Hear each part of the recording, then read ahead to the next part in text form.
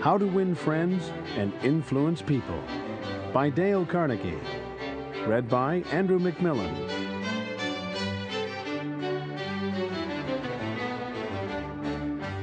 How this book was written and why.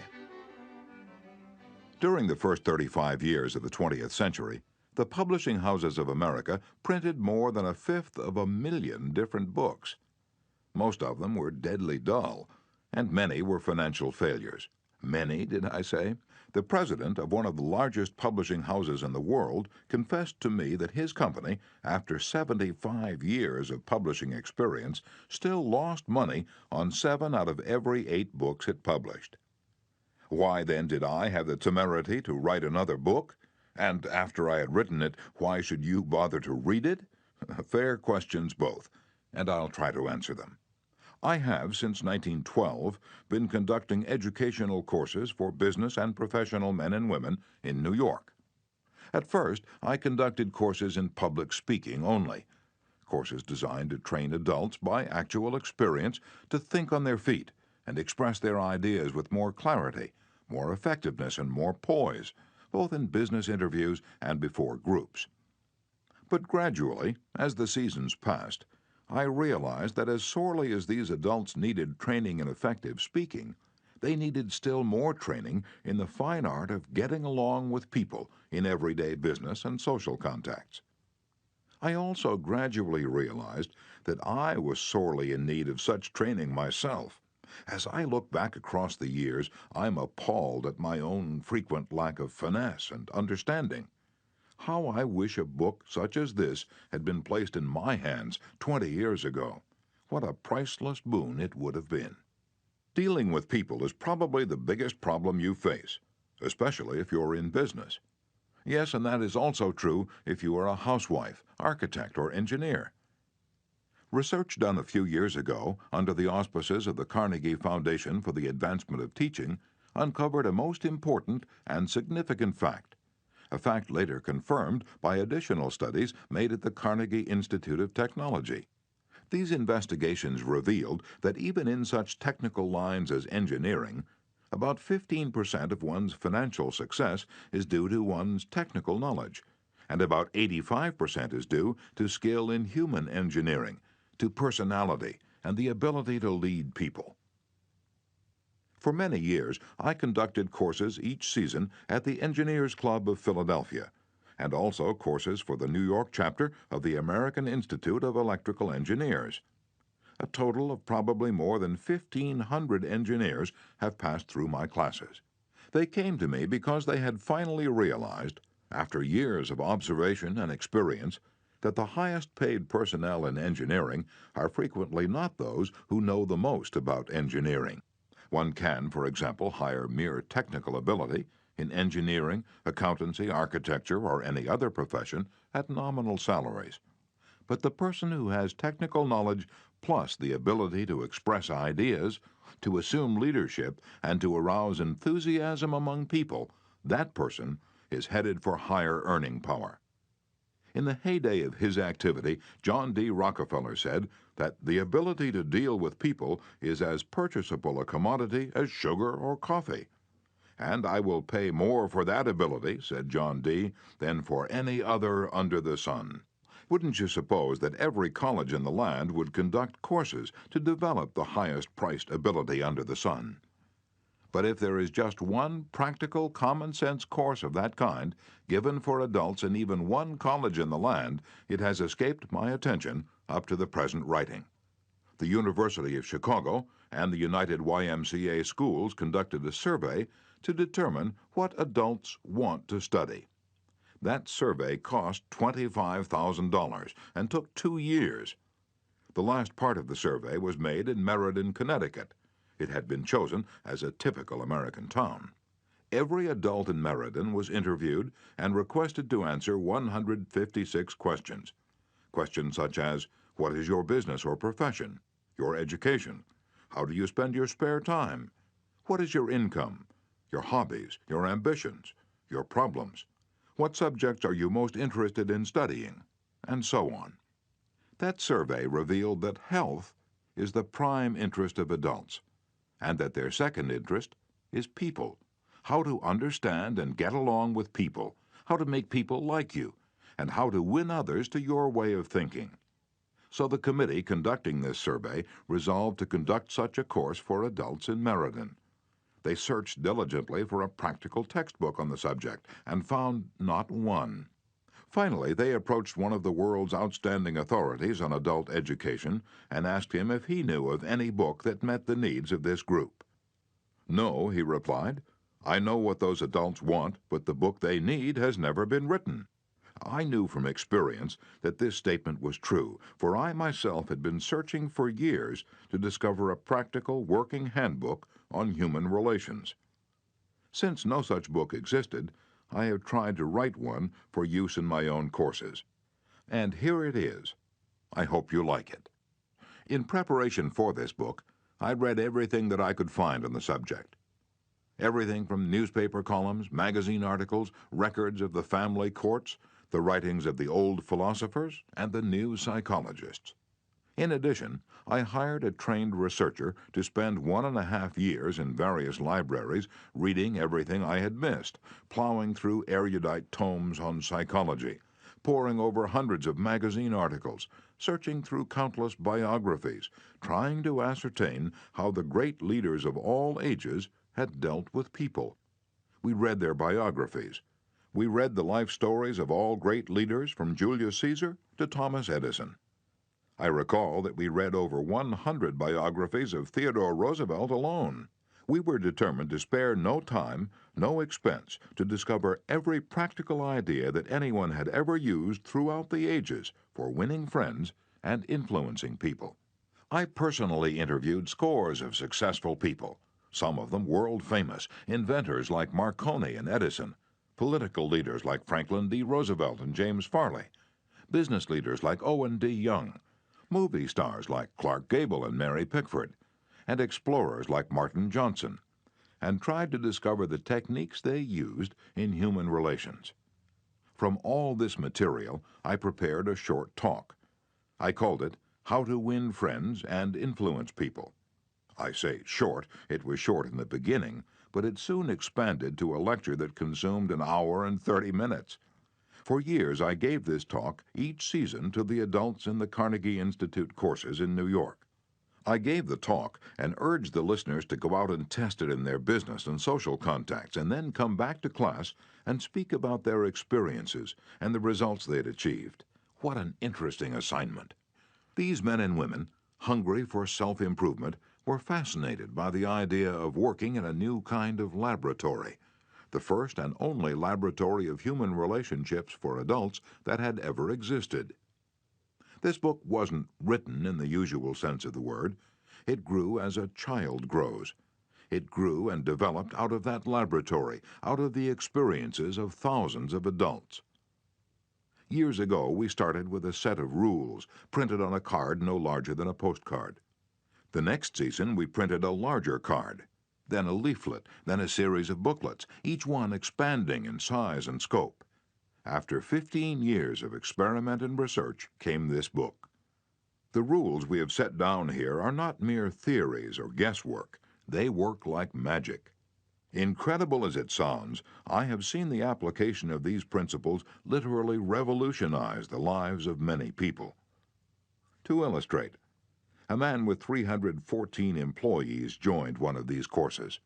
For years, he had driven and criticized and condemned his employees without stint or discretion. Kindness, words of appreciation and encouragement were alien to his lips. After studying the principles discussed in this book, this employer sharply altered his philosophy of life.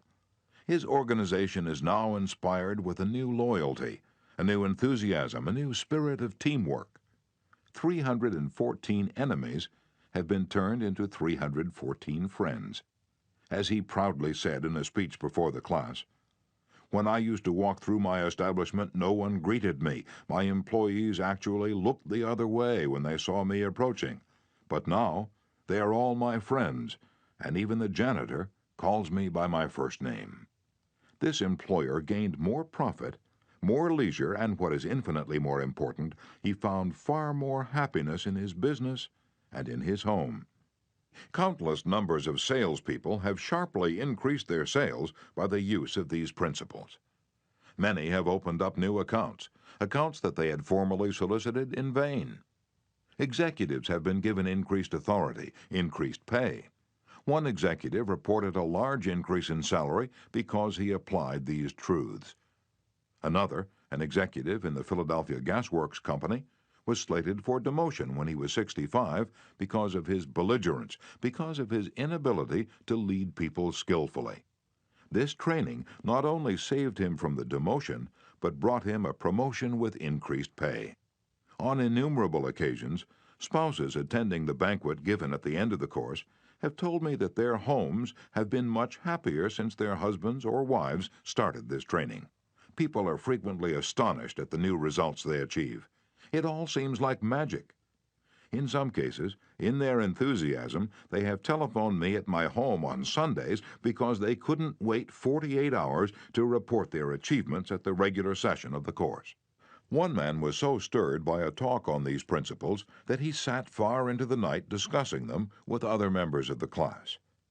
At 3 o'clock in the morning, the others went home, but he was so shaken by a realization of his own mistakes, so inspired by the vista of a new and richer world opening before him, that he was unable to sleep. He didn't sleep that night, or the next day, or the next night. Who was he? A naive, untrained individual ready to gush over any new theory that came along? No, far from it.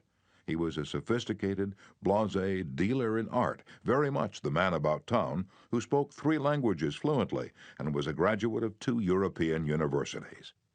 While writing this chapter, I received a letter from a German of the old school, an aristocrat whose forebears had served for generations as professional army officers under the Hohenzollerns. His letter, written from a transatlantic steamer, telling about the application of these principles, rose almost to a religious fervor. Another man, an old New Yorker, a Harvard graduate, a wealthy man, the owner of a large carpet factory, declared he had learned more in 14 weeks through this system of training about the fine art of influencing people than he had learned about the same subject during his 4 years in college. Absurd? Laughable? Fantastic?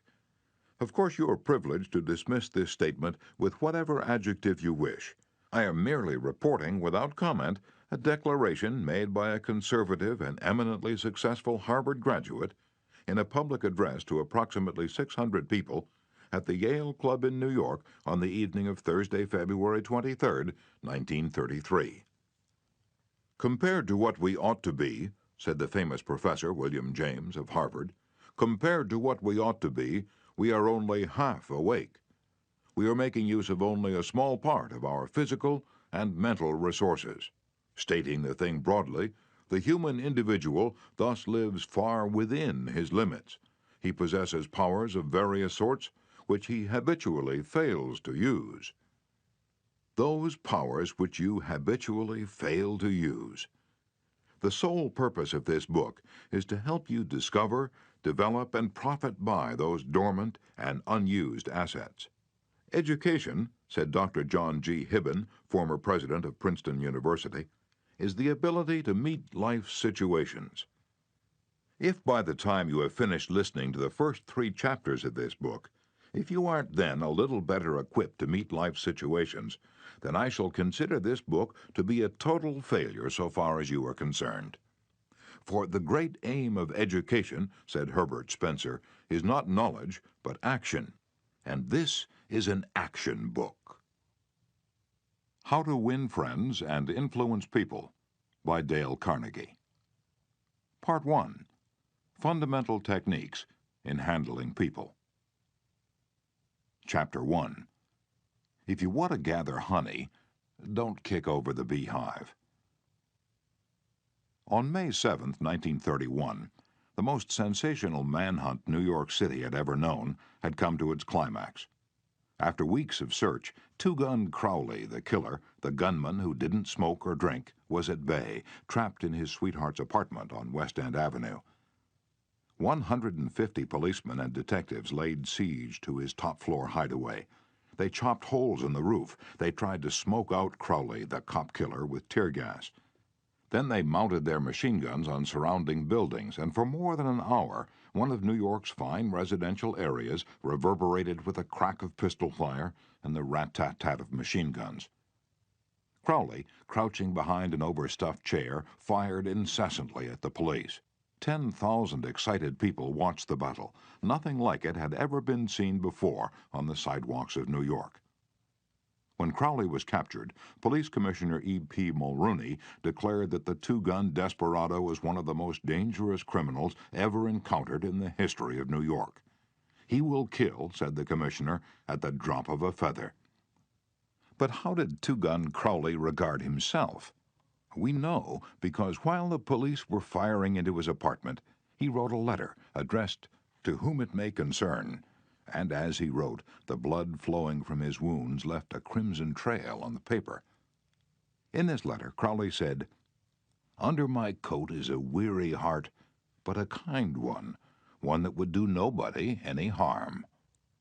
A short time before this, Crowley had been having a necking party with his girlfriend on a country road out on Long Island. Suddenly, a policeman walked up to the car and said, "Let me see your license." Without saying a word, Crowley drew his gun and cut the policeman down with a shower of lead. As the dying officer fell, Crowley leaped out of the car, grabbed the officer's revolver, and fired another bullet into the prostrate body. And that was the killer who said, "Under my coat is a weary heart, but a kind one, one that would do nobody any harm." Crowley was sentenced to the electric chair. When he arrived at the death house in Sing Sing, did he say, "This is what I get for killing people"? No, he said, "This is what I get for defending myself." The point of the story is this. Two-Gun Crowley didn't blame himself for anything. Is that an unusual attitude among criminals? If you think so, listen to this. "I have spent the best years of my life giving people the lighter pleasures, helping them have a good time, and all I get is abuse, the existence of a hunted man." That's Al Capone speaking. Yes, America's most notorious public enemy, the most sinister gang leader who ever shot up Chicago. Capone didn't condemn himself. He actually regarded himself as a public benefactor, an unappreciated and misunderstood public benefactor. And so did Dutch Schultz before he crumpled up under gangster bullets in Newark. Dutch Schultz, one of New York's most notorious rats, said in a newspaper interview that he was a public benefactor, and he believed it. I've had some interesting correspondence with Lewis Laws, who was warden of New York's infamous Sing Sing prison for many years on this subject, and he declared that few of the criminals in Sing Sing regard themselves as bad men. They are just as human as you and I. So they rationalize, they explain. They can tell you why they had to crack a safe or be quick on the trigger finger. Most of them attempt by a form of reasoning, fallacious or logical, to justify their antisocial acts even to themselves, consequently stoutly maintaining that they should never have been imprisoned at all. If Al Capone, Two-Gun Crowley, Dutch Schultz, and the desperate men and women behind prison walls don't blame themselves for anything, what about the people with whom you and I come in contact? John Wanamaker, founder of the stores that bear his name, once confessed, "I learned 30 years ago that it is foolish to scold." I have enough trouble overcoming my own limitations without fretting over the fact that God has not seen fit to distribute evenly the gift of intelligence.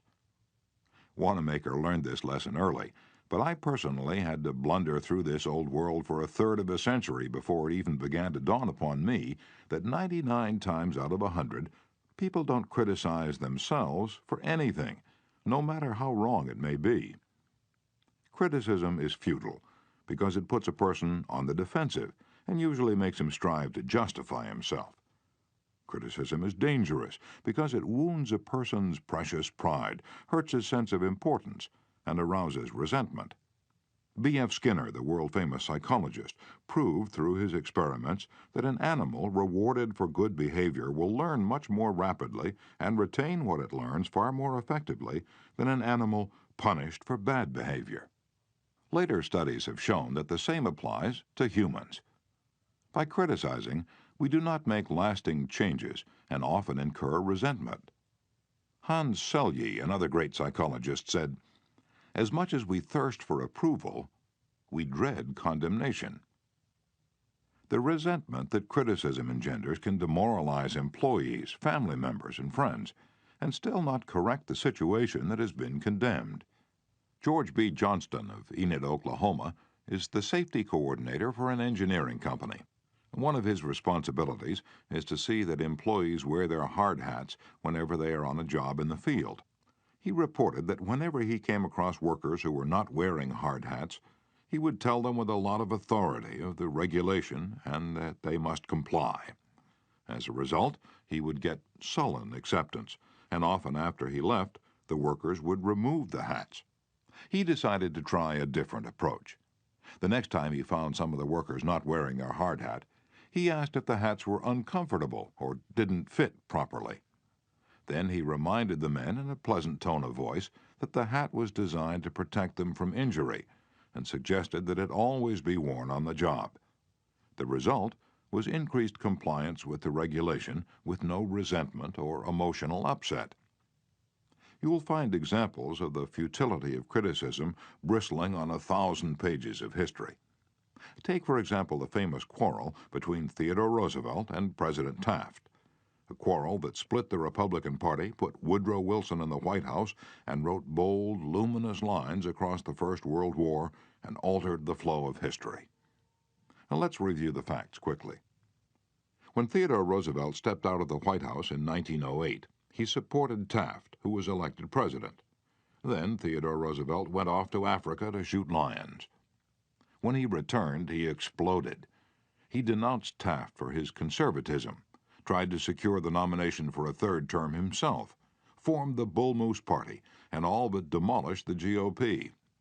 In the election that followed, William Howard Taft and the Republican Party carried only 2 states, Vermont and Utah, the most disastrous defeat the party had ever known. Theodore Roosevelt blamed Taft, but did President Taft blame himself? Of course not. With tears in his eyes, Taft said, "I don't see how I could have done any differently from what I have." Who was to blame, Roosevelt or Taft? Frankly, I don't know, and I don't care. The point I'm trying to make is that all of Theodore Roosevelt's criticism didn't persuade Taft that he was wrong. It merely made Taft strive to justify himself and to reiterate with tears in his eyes, "I don't see how I could have done any differently from what I have." Or take the Teapot Dome oil scandal. It kept the newspapers ringing with indignation in the early 1920s. It rocked the nation. Within the memory of living men, nothing like it had ever happened before in American public life. Now, here are the bare facts of the scandal. Albert B. Fall, Secretary of the Interior in Harding's cabinet, was entrusted with the leasing of government oil reserves at Elk Hill and Teapot Dome, oil reserves that had been set aside for the future of the Navy. Did Secretary Fall permit competitive bidding? No, sir. He handed the fat, juicy contract outright to his friend Edward L. Doheny. What did Doheny do? He gave Secretary Fall what he was pleased to call a loan of $100,000. Then, in a high-handed manner, Secretary Fall ordered United States Marines into the district to drive off competitors whose adjacent wells were sapping oil out of the Elk Hill reserves. These competitors, driven off their ground at the ends of guns and bayonets, rushed into court and blew the lid off the Teapot Dome scandal. A stench arose so vile that it ruined the Harding administration, nauseated an entire nation, threatened to wreck the Republican Party, and put Albert B. Fall behind prison bars. Fall was condemned viciously, condemned as few men in public life have ever been. Did he repent? Never. Years later, Herbert Hoover intimated in a public speech that President Harding's death had been due to mental anxiety and worry because a friend had betrayed him. When Mrs. Fall heard that, she sprang from her chair, she wept, she shook her fists at fate and screamed, "What? Harding betrayed by Fall? No, my husband never betrayed anyone. This whole house full of gold would not tempt my husband to do wrong. He is the one who has been betrayed and led to the slaughter and crucified." And there you are, human nature in action. wrongdoers blaming everybody but themselves. We are all like that. So when you and I are tempted to criticize someone tomorrow, let's remember Al Capone, Two Gun Crowley, and Albert Fall. Let's realize that criticisms are like homing pigeons. They always return home. Let's realize that the person we're going to correct and condemn will probably justify himself or herself and condemn us in return. Or, like the gentle Taft, will say, "I don't see how I could have done any differently from what I have."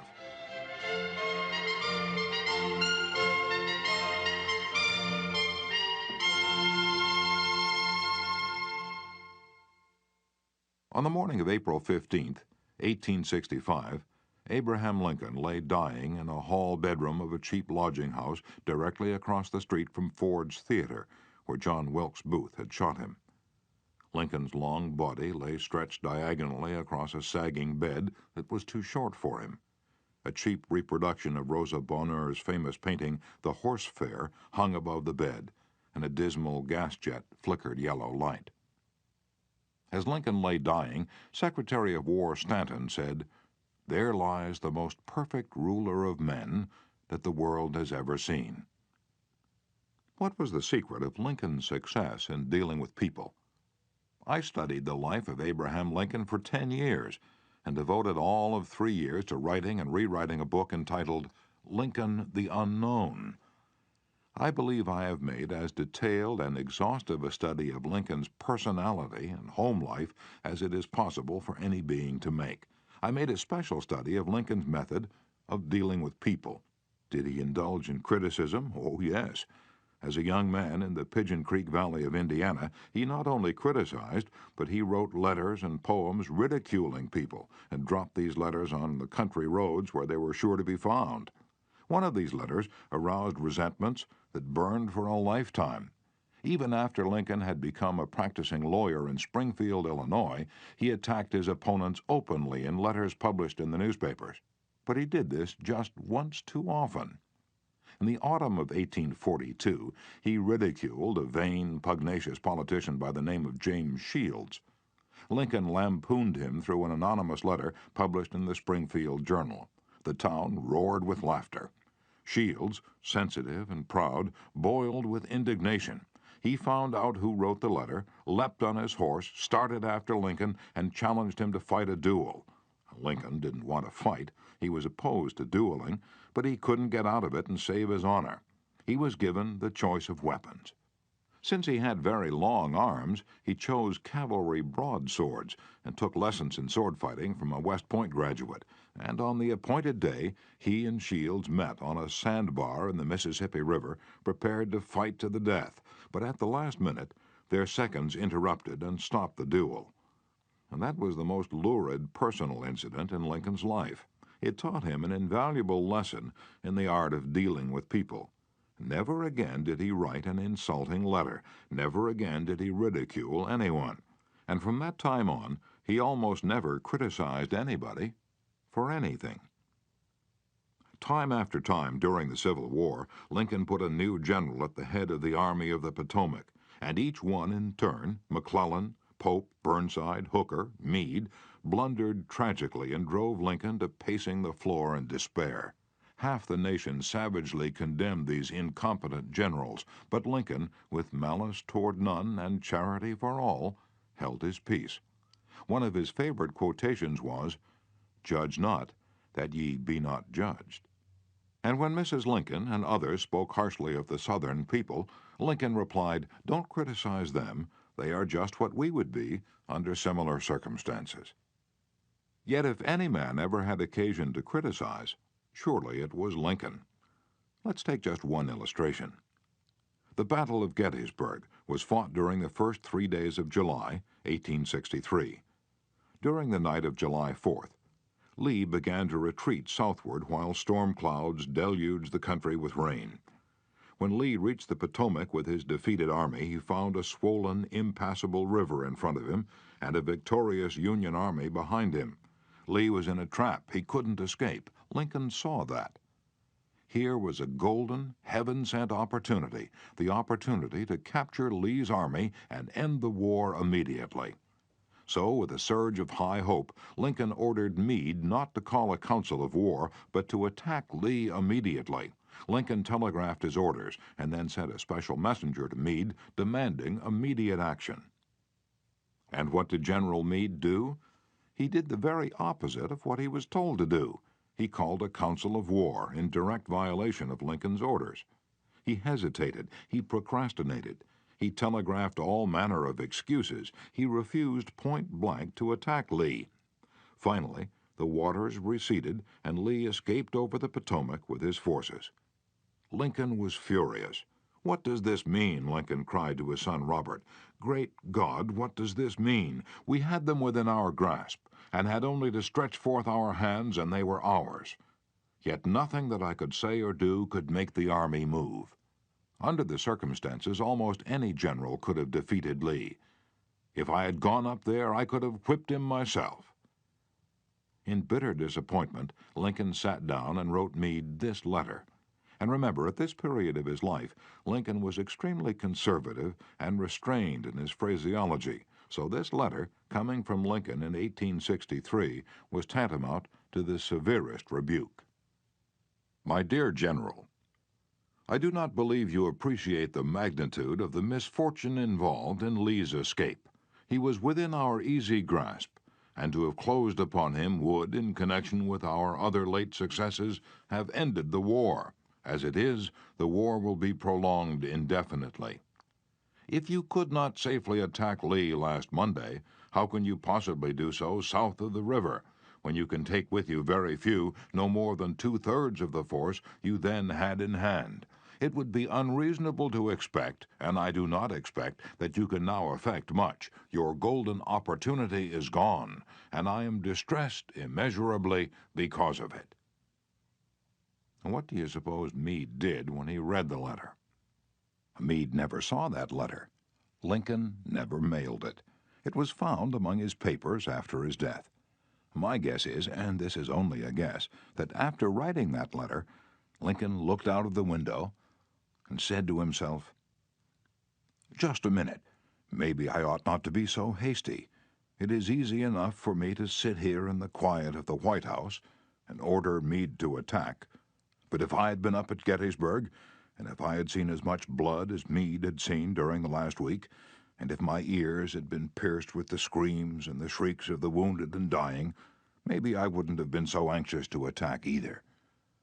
If I had Meade's timid temperament, perhaps I would have done just what he had done. Anyhow, it is water under the bridge now. If I send this letter, it will relieve my feelings, but it will make Meade try to justify himself. It will make him condemn me. It will arouse hard feelings, impair all his further usefulness as a commander, and perhaps force him to resign from the army."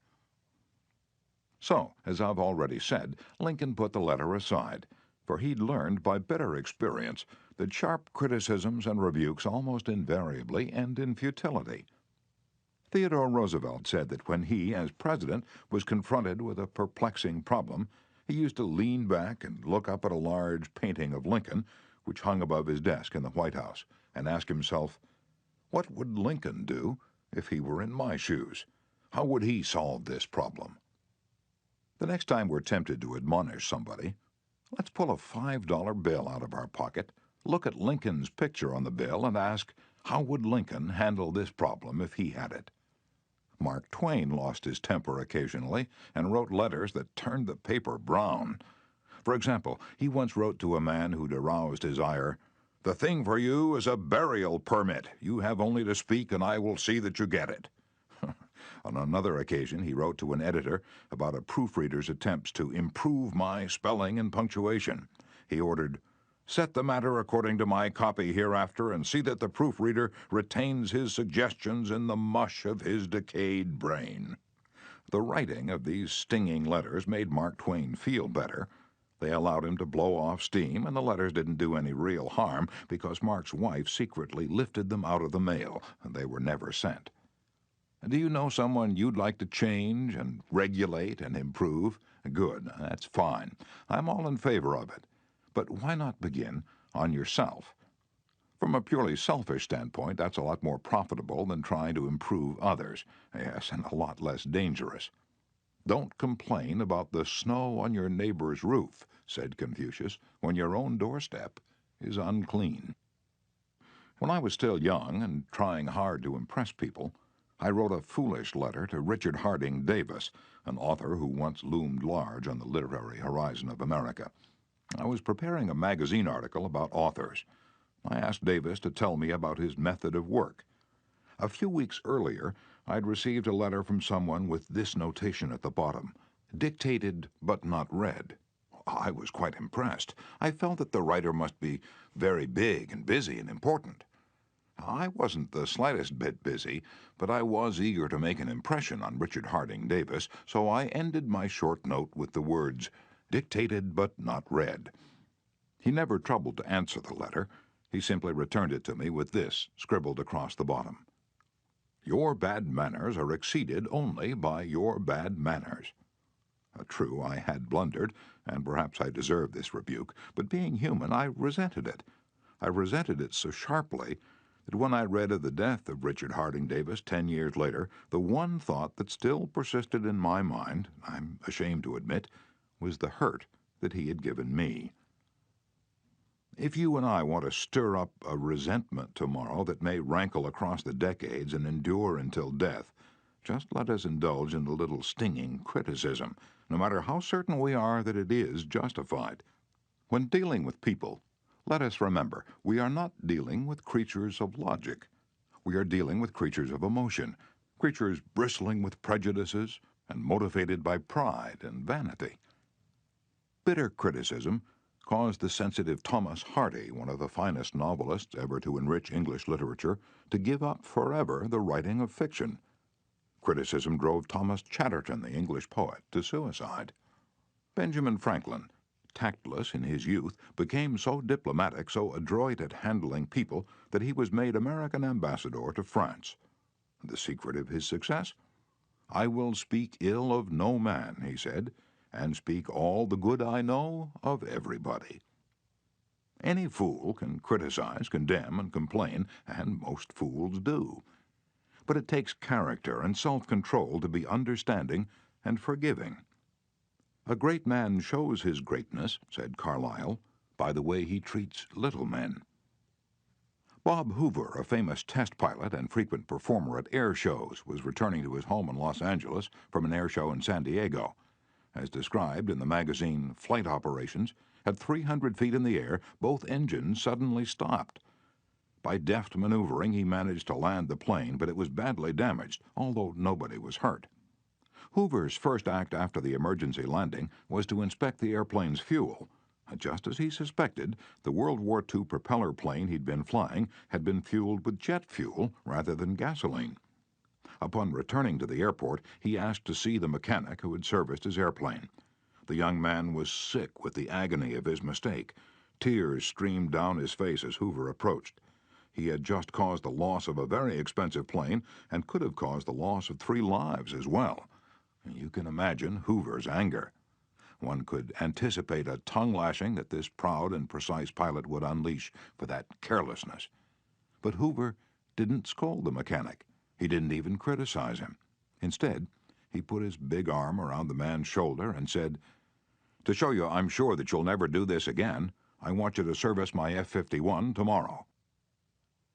Often parents are tempted to criticize their children. You would expect me to say, don't, but I will not. I am merely going to say, before you criticize them, read one of the classics of American journalism, Father Forgets. It originally appeared as an editorial in the People's Home Journal. Here it is, with the author's permission, as condensed in the Reader's Digest. A Father Forgets is one of those little pieces which, dashed off in a moment of sincere feeling, strikes an echoing chord in so many readers as to become a perennial reprint favorite. Since its first appearance, Father Forgets has been reproduced, writes the author, W. Livingston Larned, in hundreds of magazines and house organs, and in newspapers all over the country. It has been reprinted almost as extensively in many foreign languages. I have given personal permission to thousands who wish to read it from school, church and lecture platforms. It has been on the air on countless occasions and programs. Oddly enough, college periodicals have used it, and high school magazines. Sometimes a little piece seems mysteriously to click. This one certainly did. Father Forgets by W. Livingston Larned. Listen, son. I'm saying this as you lie asleep. One little paw curled under your cheek, and the blonde curls stickily wet on your damp forehead. I have stolen into your room alone.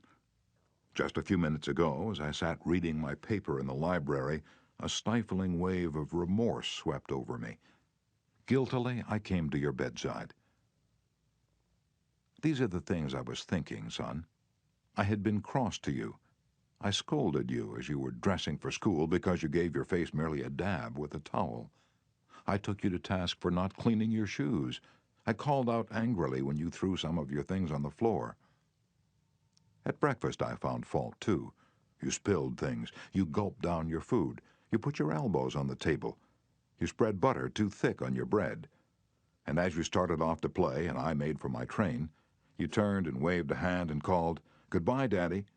And I frowned and said in reply, "Hold your shoulders back." Then it began all over again in the late afternoon. As I came up the road, I spied you down on your knees, playing marbles. There were holes in your stockings. I humiliated you before your boyfriends by marching you ahead of me to the house. Stockings were expensive, and if you had to buy them, you'd be more careful. Imagine that, son, from a father. Do you remember later, when I was reading in the library, how you came in timidly with a sort of hurt look in your eyes? When I glanced up over my paper, impatient at the interruption, you hesitated at the door. "What is it you want?" I snapped. You said nothing, but ran across in one tempestuous plunge and threw your arms around my neck and kissed me, and your small arms tightened with an affection that God had set blooming in your heart and which even neglect could not wither. And then you were gone, pattering up the stairs. Well, son, it was shortly afterwards that my paper slipped from my hands and a terrible, sickening fear came over me. What has habit been doing to me? The habit of finding fault, of reprimanding. This was my reward to you for being a boy. It was not that I did not love you. It was that I expected too much of youth. I was measuring you by the yardstick of my own years. And there was so much that was good and fine and true in your character. The little heart of you was as big as the dawn itself over the wide hills. This was shown by your spontaneous impulse to rush in and kiss me good night. Nothing else matters tonight, son. I have come to your bedside in the darkness, and I have knelt there ashamed.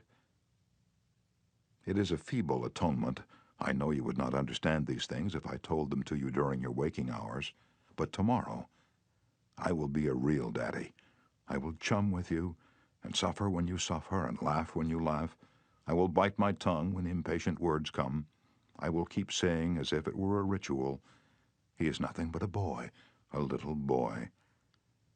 I am afraid I have visualized you as a man, yet as I see you now, son, crumpled and weary in your cot, I see that you are still a baby. Yesterday you were in your mother's arms, your head on her shoulder. I have asked too much. Too much. Instead of condemning people, let's try to understand them. Let's try to figure out why they do what they do. That's a lot more profitable and intriguing than criticism, and it breeds sympathy, tolerance, and kindness. To know all is to forgive all. As Dr. Johnson said, God himself, sir, does not propose to judge man until the end of his days. Why should you and I? Principle 1. Don't criticize, condemn, or complain. Chapter 2. The Big Secret of Dealing with People. There is only one way under high heaven to get anybody to do anything. Did you ever stop to think of that? Yes, just one way. And that is by making the other person want to do it. Remember, there is no other way. Of course, you can make someone want to give you his watch by sticking a revolver in his ribs. You can make your employees give you cooperation until your back is turned by threatening to fire them. You can make a child do what you want it to do by a whip or a threat. But these crude methods have sharply undesirable repercussions. The only way I can get you to do anything is by giving you what you want. What do you want? Sigmund Freud said that everything you and I do springs from two motives: the sex urge and the desire to be great. John Dewey, one of America's most profound philosophers, phrased it a bit differently. Dr. Dewey said that the deepest urge in human nature is the desire to be important. Remember that phrase, the desire to be important. It is significant. You're going to hear a lot about it in this book. And what do you want? Well, not many things, but the few things that you do wish you crave with an insistence that will not be denied. Some of the things most people want include health and the preservation of life, food, sleep, money and the things money will buy, life in the hereafter, sexual gratification, the well-being of our children, a feeling of importance. Almost all of these wants are usually gratified, all except one. But there is one longing, almost as deep, almost as imperious as the desire for food or sleep, which is seldom gratified. It is what Freud calls the desire to be great. It is what Dewey calls the desire to be important. Lincoln once began a letter saying, "Everybody likes a compliment." William James said, "The deepest principle in human nature is the craving to be appreciated." He didn't speak, mind you, of the wish or the desire or the longing to be appreciated. He said the craving to be appreciated. Here is a gnawing and unfaltering human hunger, and the rare individual who honestly satisfies this heart hunger will hold people in the palm of his or her hand, and even the undertaker will be sorry when he dies. The desire for a feeling of importance is one of the chief distinguishing differences between mankind and the animals. To illustrate, when I was a farm boy out in Missouri, my father bred fine Duroc Jersey hogs and pedigreed white-faced cattle. We used to exhibit our hogs and white-faced cattle at the county fairs and livestock shows throughout the Middle West. We won first prizes by the score. My father pinned his blue ribbons on a sheet of white muslin, and when friends or visitors came to the house, he'd get out the long sheet of muslin, he'd hold one end and I would hold the other while he exhibited the blue ribbons. The hogs didn't care about the ribbons they had won, but Father did. These prizes gave him a feeling of importance. If our ancestors hadn't had this flaming urge for a feeling of importance, civilizations would have been impossible. Without it, we should have been just about like the animals. It was this desire for a feeling of importance that led an uneducated, poverty-stricken grocery clerk to study some law books he found on the bottom of a barrel of household plunder that he had bought for 50 cents. You've probably heard of this grocery clerk. His name was Lincoln.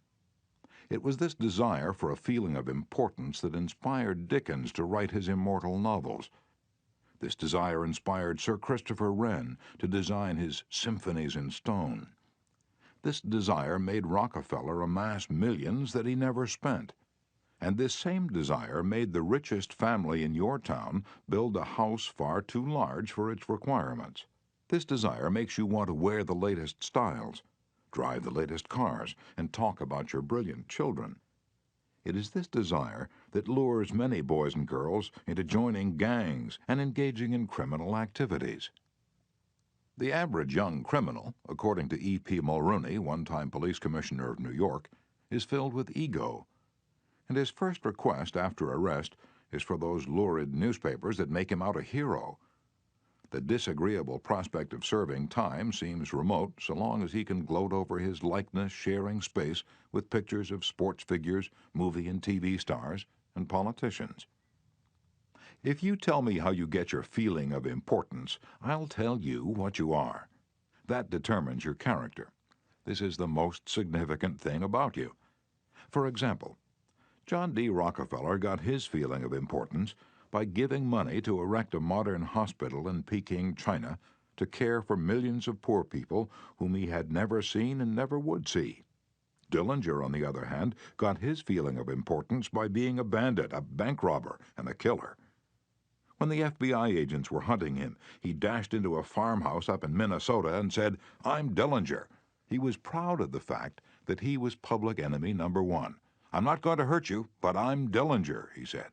Yes, the one significant difference between Dillinger and Rockefeller is how they got their feeling of importance. History sparkles with amusing examples of famous people struggling for a feeling of importance. Even George Washington wanted to be called His Mightiness, the President of the United States.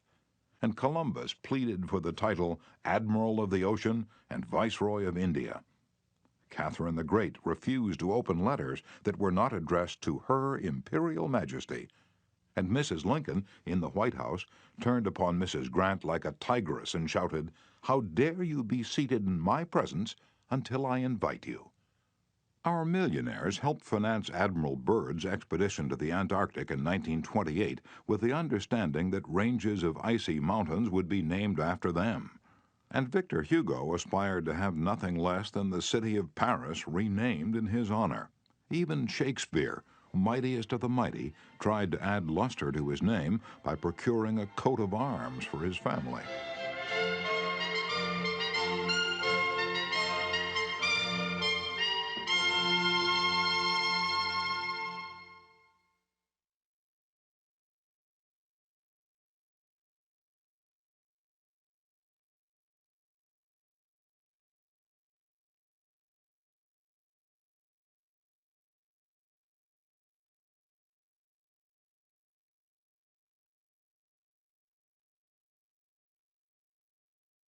People sometimes become invalids in order to win sympathy and attention and get a feeling of importance. For example, take Mrs. McKinley. She got a feeling of importance by forcing her husband, the President of the United States, to neglect important affairs of state while he reclined on the bed beside her for hours at a time, his arm about her, soothing her to sleep.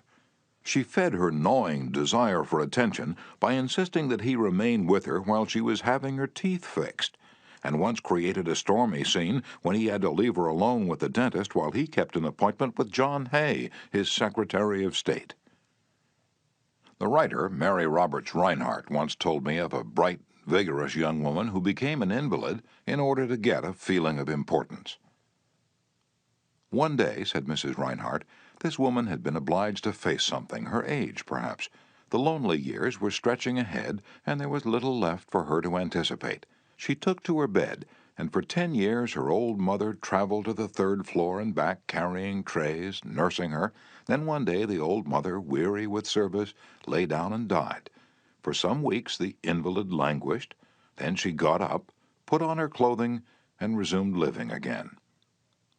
Some authorities declare that people may actually go insane in order to find, in the dreamland of insanity, the feeling of importance that has been denied them in the harsh world of reality.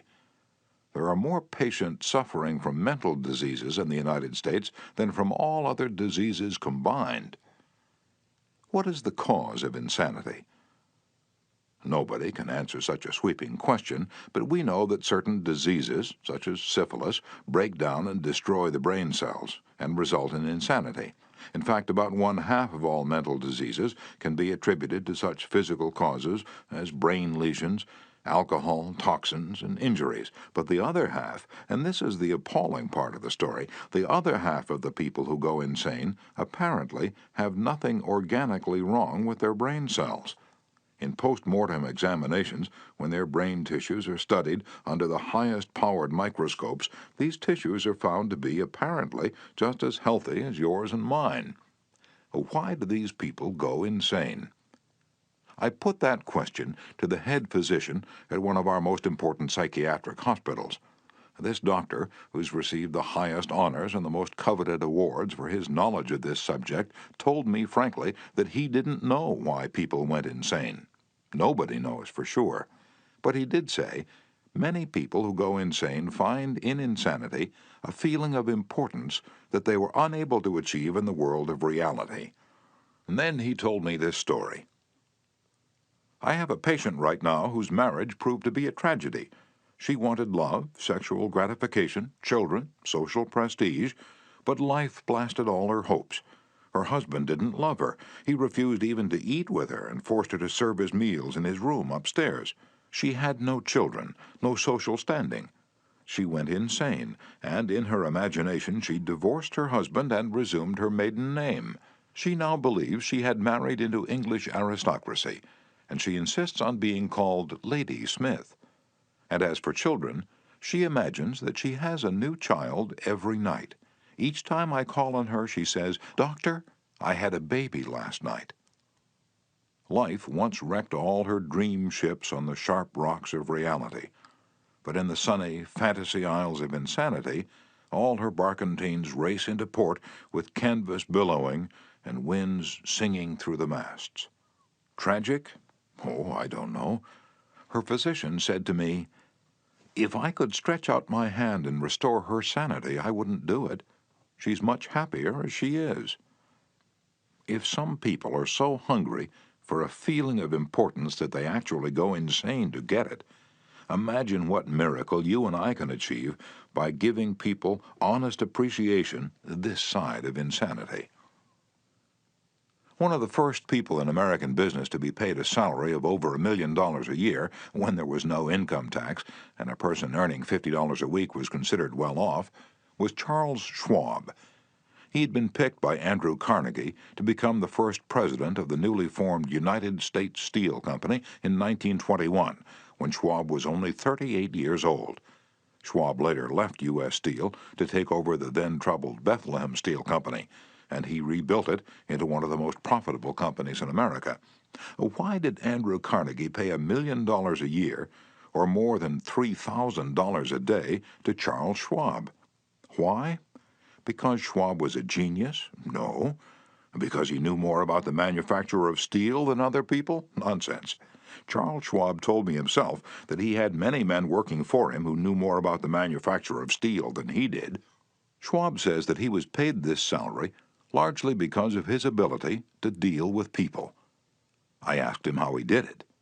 Here is his secret, set down in his own words, words that ought to be cast in eternal bronze and hung in every home and school, every shop and office in the land, words that children ought to memorize, instead of wasting their time memorizing the conjugation of Latin verbs or the amount of annual rainfall in Brazil, words that will all but transform your life and mine if we will only live by them.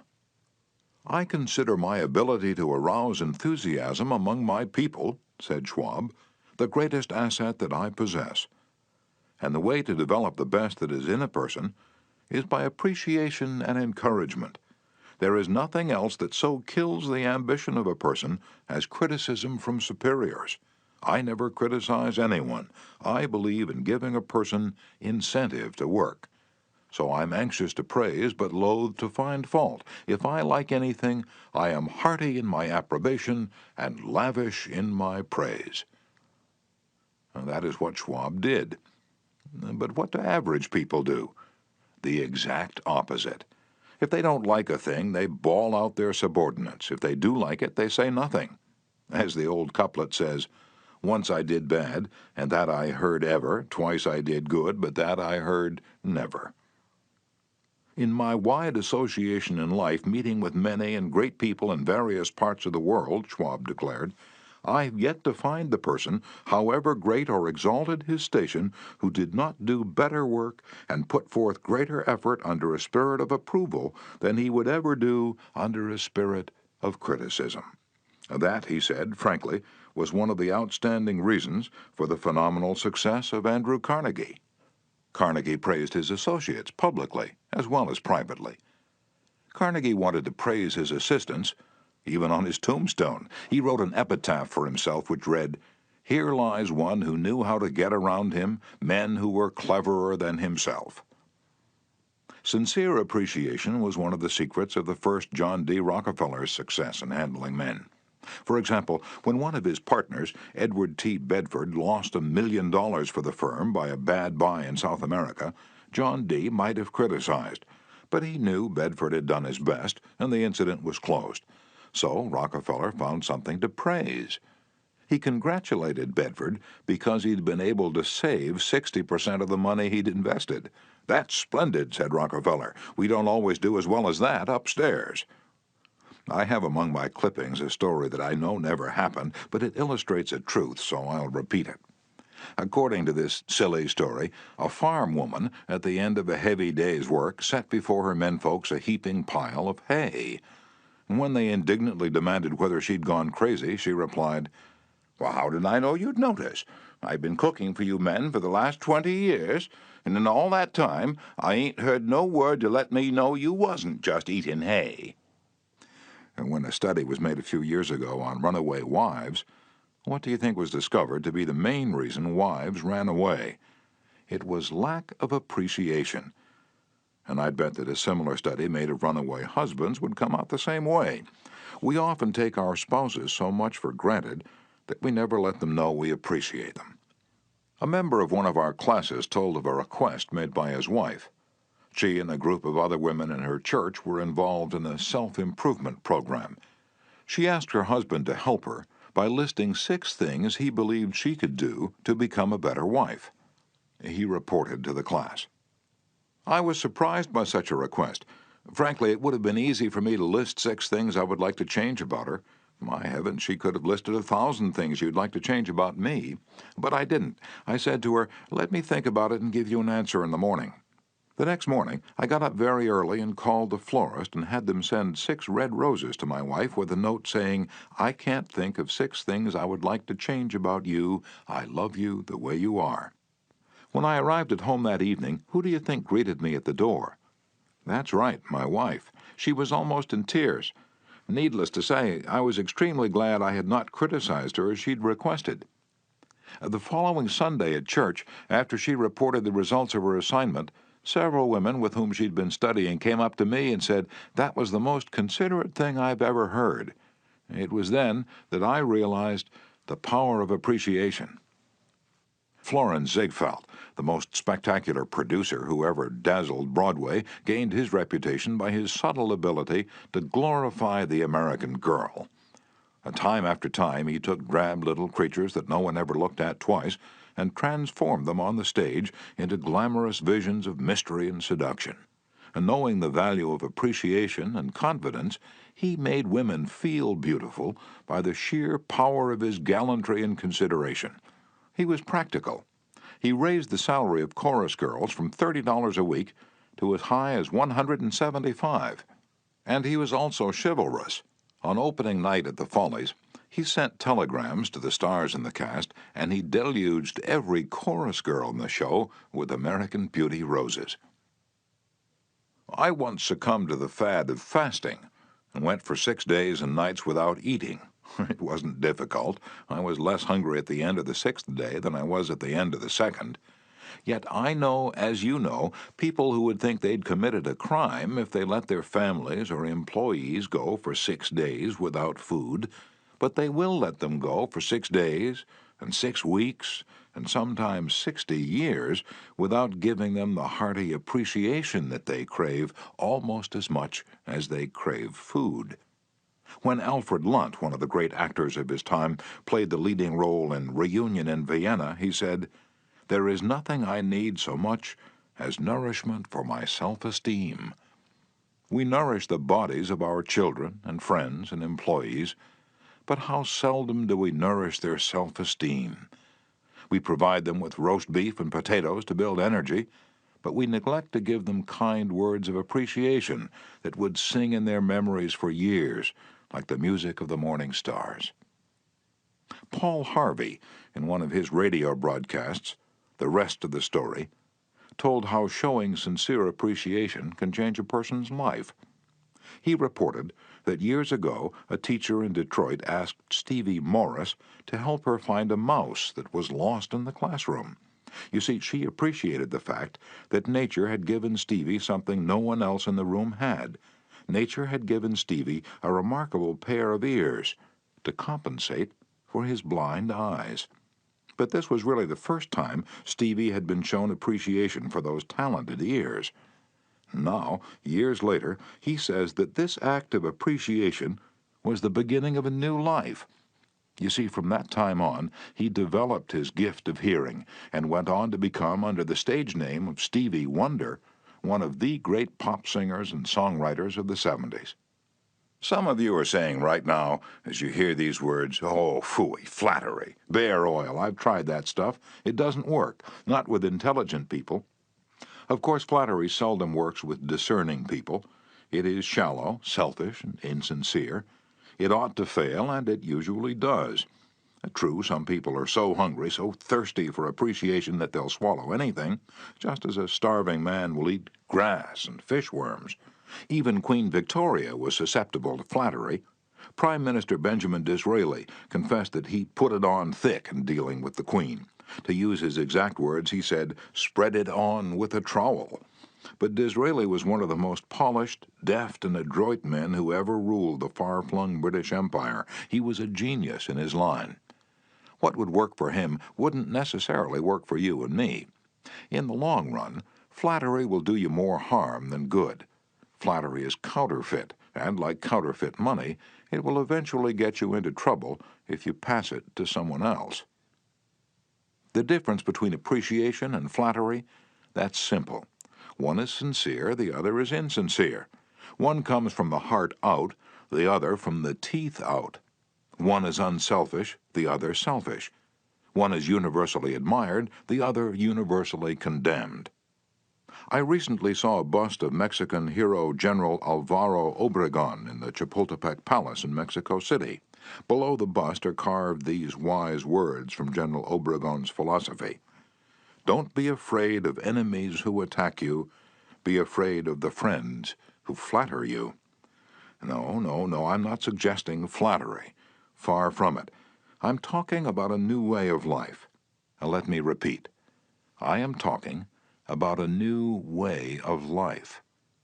King George V had a set of 6 maxims displayed on the walls of his study in Buckingham Palace. One of these maxims said, "Teach me neither to proffer nor receive cheap praise." Well, that's all flattery is, cheap praise. I once read a definition of flattery that may be worth repeating. Flattery is telling the other person precisely what he thinks about himself. "Use what language you will," said Ralph Waldo Emerson, "you can never say anything but what you are." If all we had to do was flatter, everybody would catch on, and we should all be experts in human relations. When we are not engaged in thinking about some definite problem, we usually spend about 95% of our time thinking about ourselves. Now, if we stop thinking about ourselves for a while and begin to think of the other person's good points, we won't have to resort to flattery so cheap and false that it can be spotted almost before it's out of the mouth. One of the most neglected virtues of our daily existence is appreciation. Somehow we neglect to praise our son or daughter when he or she brings home a good report card, and we fail to encourage our children when they first succeed in baking a cake or building a birdhouse. Nothing pleases children more than this kind of parental interest and approval. And the next time you enjoy filet mignon at the club, send word to the chef that it was excellently prepared. And when a tired salesperson shows you unusual courtesy, please mention it. Every minister, lecturer, and public speaker knows the discouragement of pouring himself or herself out to an audience and not receiving a single ripple of appreciative comment. What applies to professionals applies doubly to workers in offices, shops, and factories, and our families and friends. In our interpersonal relations, we should never forget that all our associates are human beings and hunger for appreciation. It is the legal tender that all souls enjoy. Try leaving a friendly trail of little sparks of gratitude on your daily trips. You will be surprised how they will set small flames of friendship that will be rose beacons on your next visit.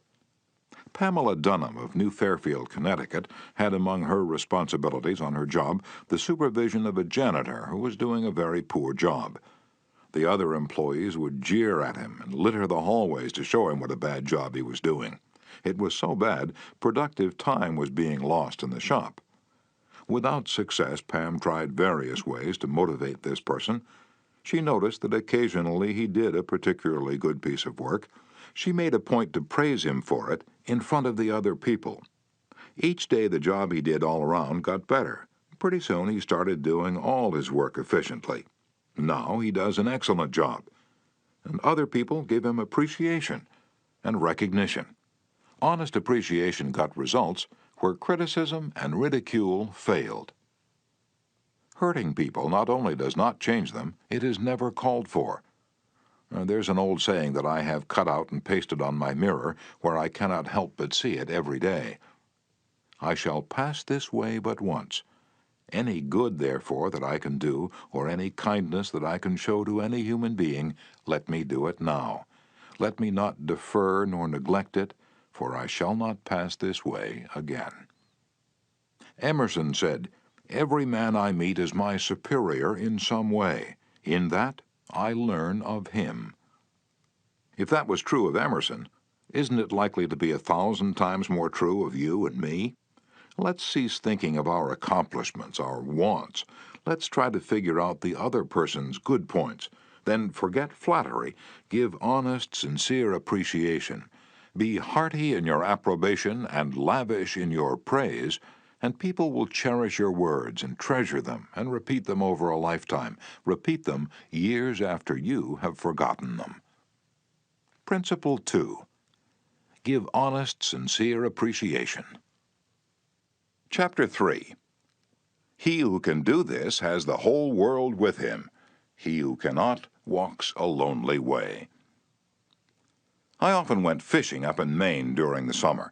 Personally, I'm very fond of strawberries and cream, but I found that for some strange reason fish prefer worms.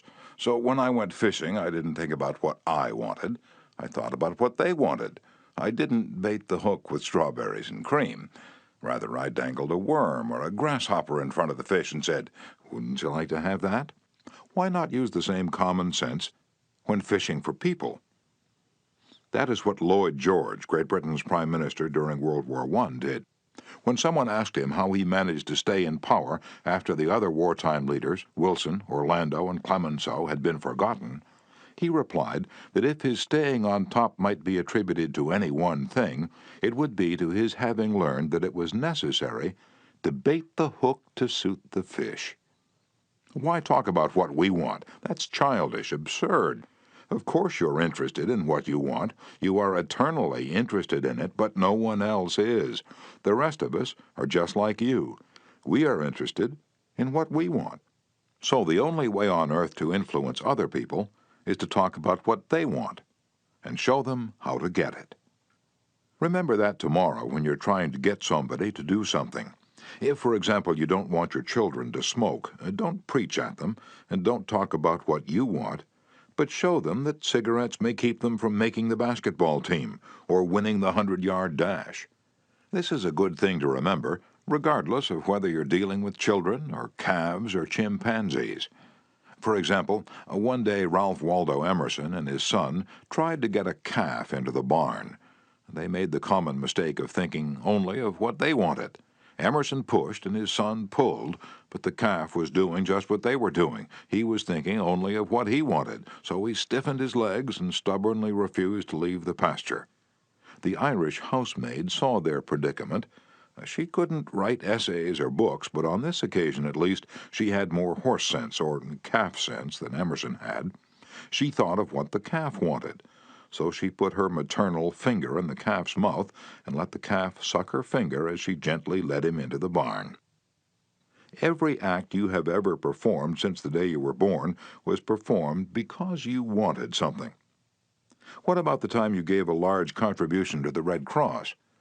Yes, that's no exception to the rule. You gave the Red Cross the donation because you wanted to lend a helping hand. You wanted to do a beautiful, unselfish, divine act. Inasmuch as ye have done it unto one of the least of these, my brethren, ye have done it unto me. If you hadn't wanted that feeling more than you wanted your money, you would not have made the contribution. Of course, you might have made the contribution because you were ashamed to refuse, or because a customer asked you to do it, but one thing is certain. You made the contribution because you wanted something. Harry A. Overstreet, in his illuminating book, Influencing Human Behavior, said, "Action springs out of what we fundamentally desire, and the best piece of advice which can be given to would-be persuaders, whether in business, in the home, in the school, in politics, is first arouse in the other person an eager want. He who can do this has the whole world with him. He who cannot walks a lonely way. Andrew Carnegie, the poverty-stricken Scotch lad who started to work at 2 cents an hour and finally gave away $365 million, learned early in life that the only way to influence people is to talk in terms of what the other person wants. He attended school only 4 years, yet he learned how to handle people. And to illustrate, his sister-in-law was worried sick over her 2 boys. They were at Yale, and they were so busy with their own affairs that they neglected to write home and paid no attention whatever to their mother's frantic letters. Then Carnegie offered to wager $100 that he could get an answer by return mail without even asking for it. Someone called his bet, so he wrote his nephews a chatty letter mentioning casually in a postscript that he was sending each one a $5 bill. He neglected, however, to enclose the money. Back came replies by return mail, thanking dear Uncle Andrew for his kind note, and, well, you can finish the sentence yourself. Another example of persuading comes from Stan Novak of Cleveland, Ohio, a participant in our course. Stan came home from work one evening to find his youngest son, Tim, kicking and screaming on the living room floor. He was to start kindergarten the next day and was protesting that he would not go. Stan's normal reaction would have been to banish the child to his room and tell him he just better make up his mind to go. He had no choice. But tonight, recognizing that this would not really help Tim start kindergarten in the best frame of mind, Stan sat down and thought, if I were Tim, why would I be excited about going to kindergarten? He and his wife made a list of all the fun things Tim would do, such as finger painting, singing songs, making new friends. Then they put them into action. We all started finger painting on the kitchen table, my wife Lil, my other son Bob, and myself, all having fun. Soon Tim was peeping around the corner. Next he was begging to participate. Oh no, you have to go to kindergarten first to learn how to finger paint. With all the enthusiasm I could muster, I went through the list, talking in terms that he could understand, telling him of all the fun he would have in kindergarten. The next morning, I thought I was the first one up. I went downstairs and found Tim sitting sound asleep in the living room chair. "What are you doing here?" I asked. "I'm waiting to go to kindergarten. I don't want to be late." The enthusiasm of our entire family had aroused in Tim an eager want that no amount of discussion or threat could possibly have accomplished. Tomorrow you may want to persuade somebody to do something. Before you speak, pause and ask yourself, how can I make this person want to do it? That question will stop us from rushing into a situation heedlessly with futile chatter about our desires.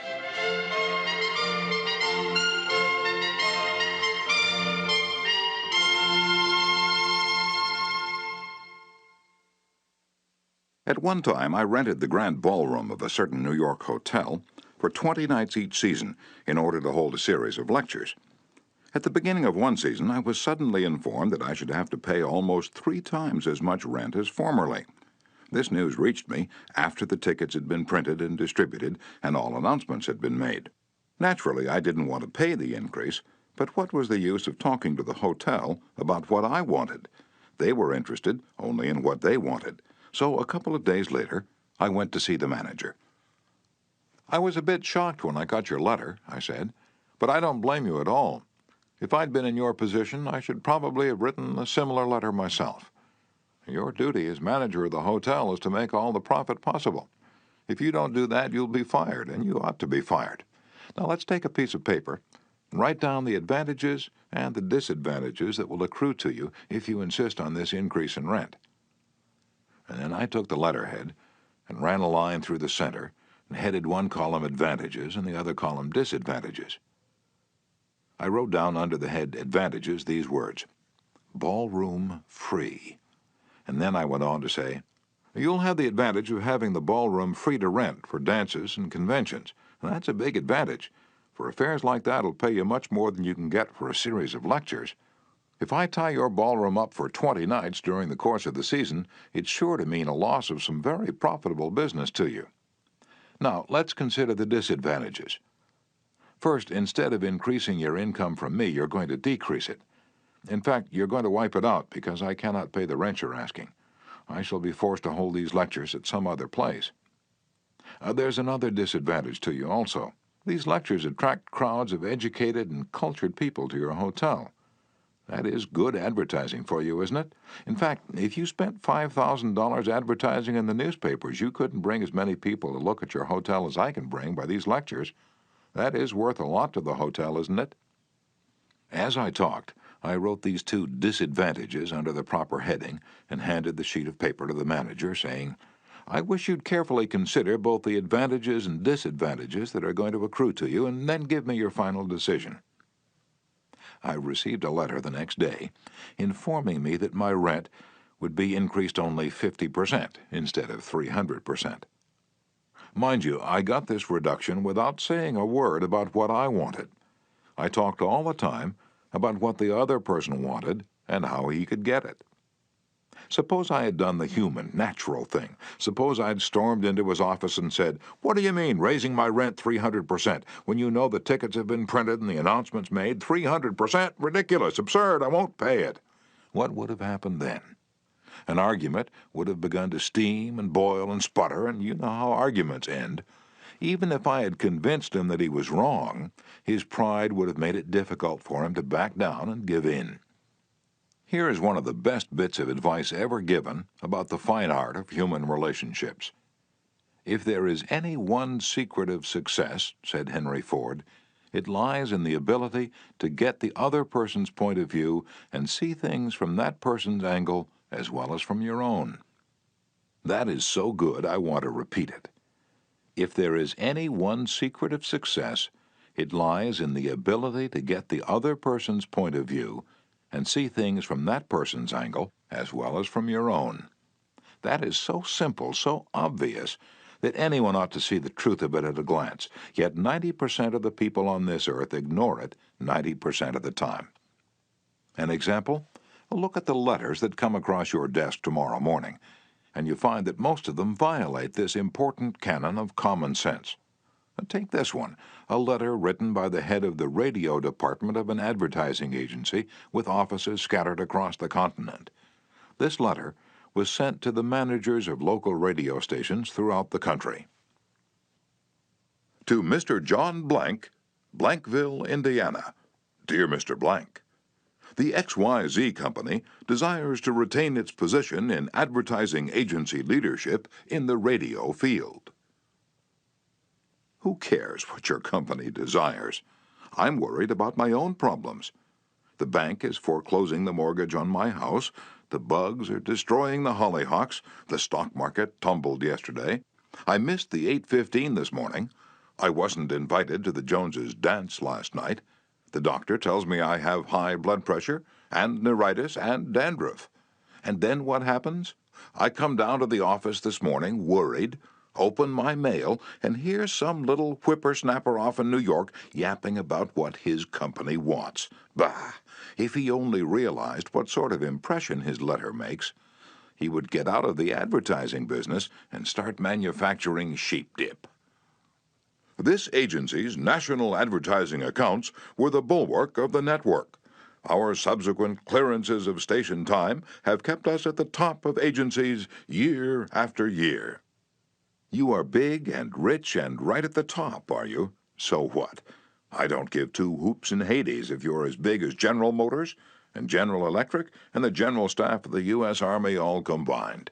If you had as much sense as a half-witted hummingbird, you'd realize that I'm interested in how big I am, not how big you are.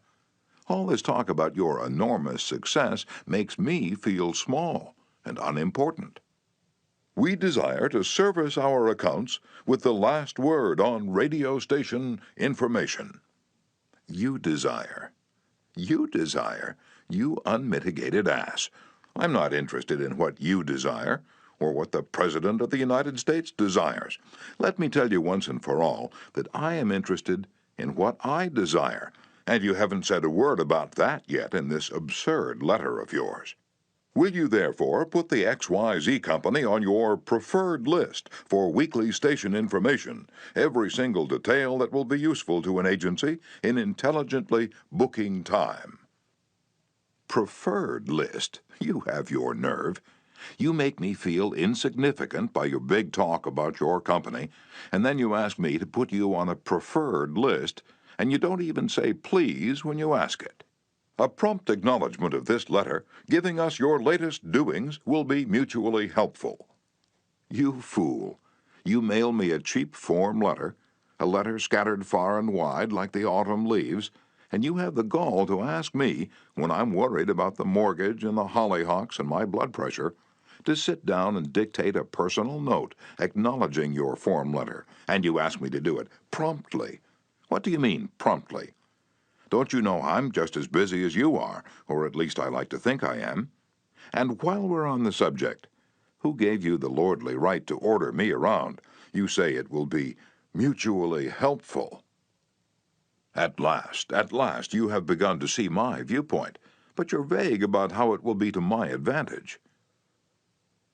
Very truly yours, John Doe, Manager, Radio Department. P.S. The enclosed reprint from the Blankville Journal will be of interest to you, and you may want to broadcast it over your station.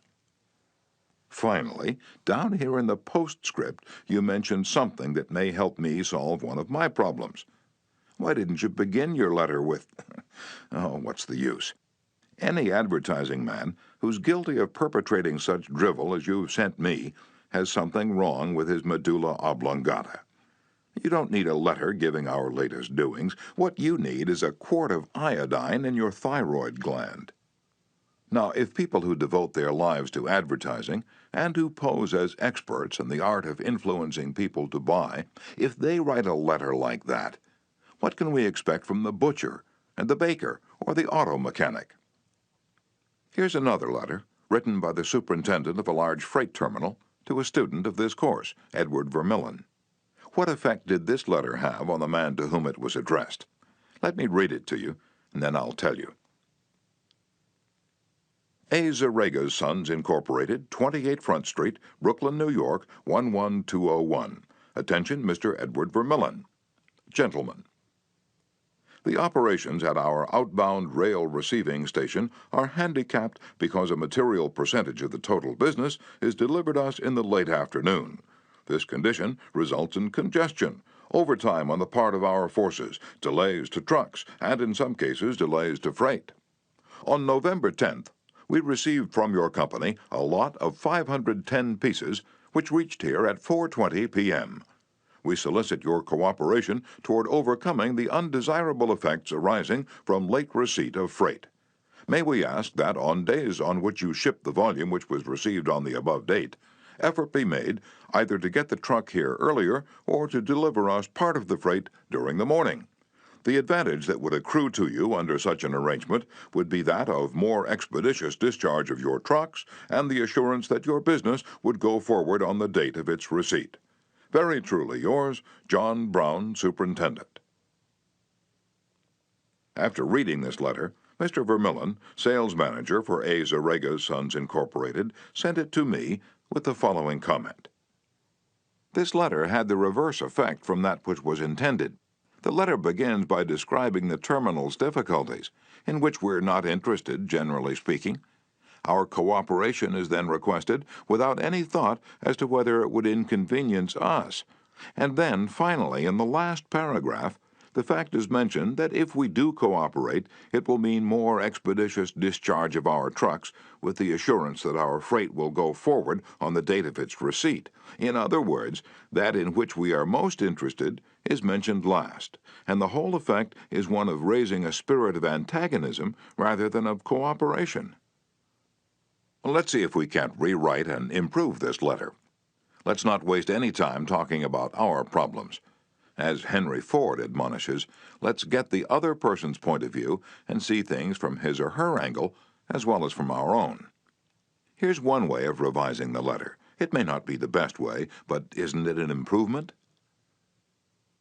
Mr. Edward Vermillen, care of A. Zarega's Sons, Incorporated, 28 Front Street, Brooklyn, New York, 11201.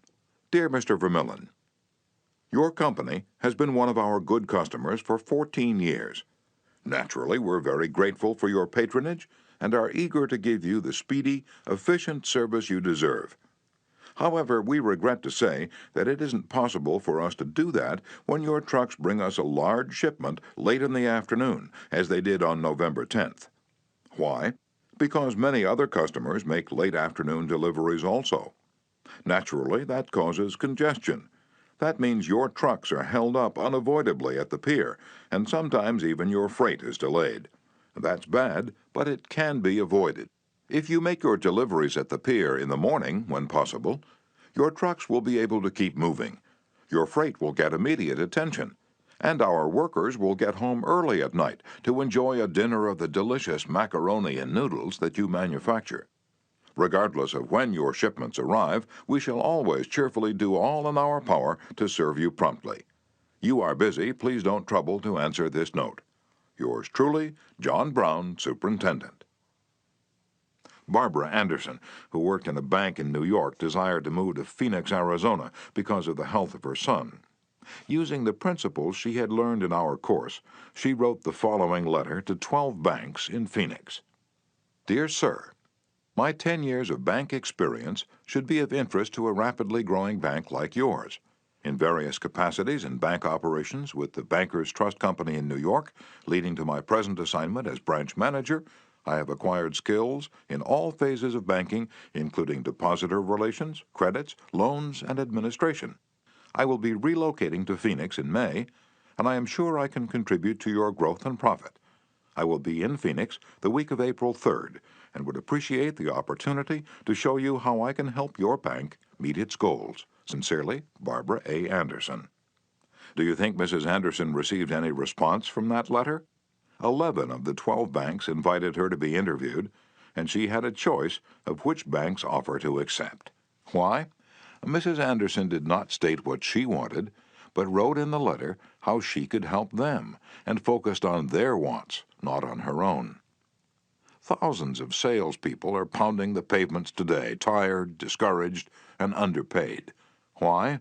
Because they're always thinking only of what they want. They don't realize that neither you or I want to buy anything. If we did, we'd go out and buy it.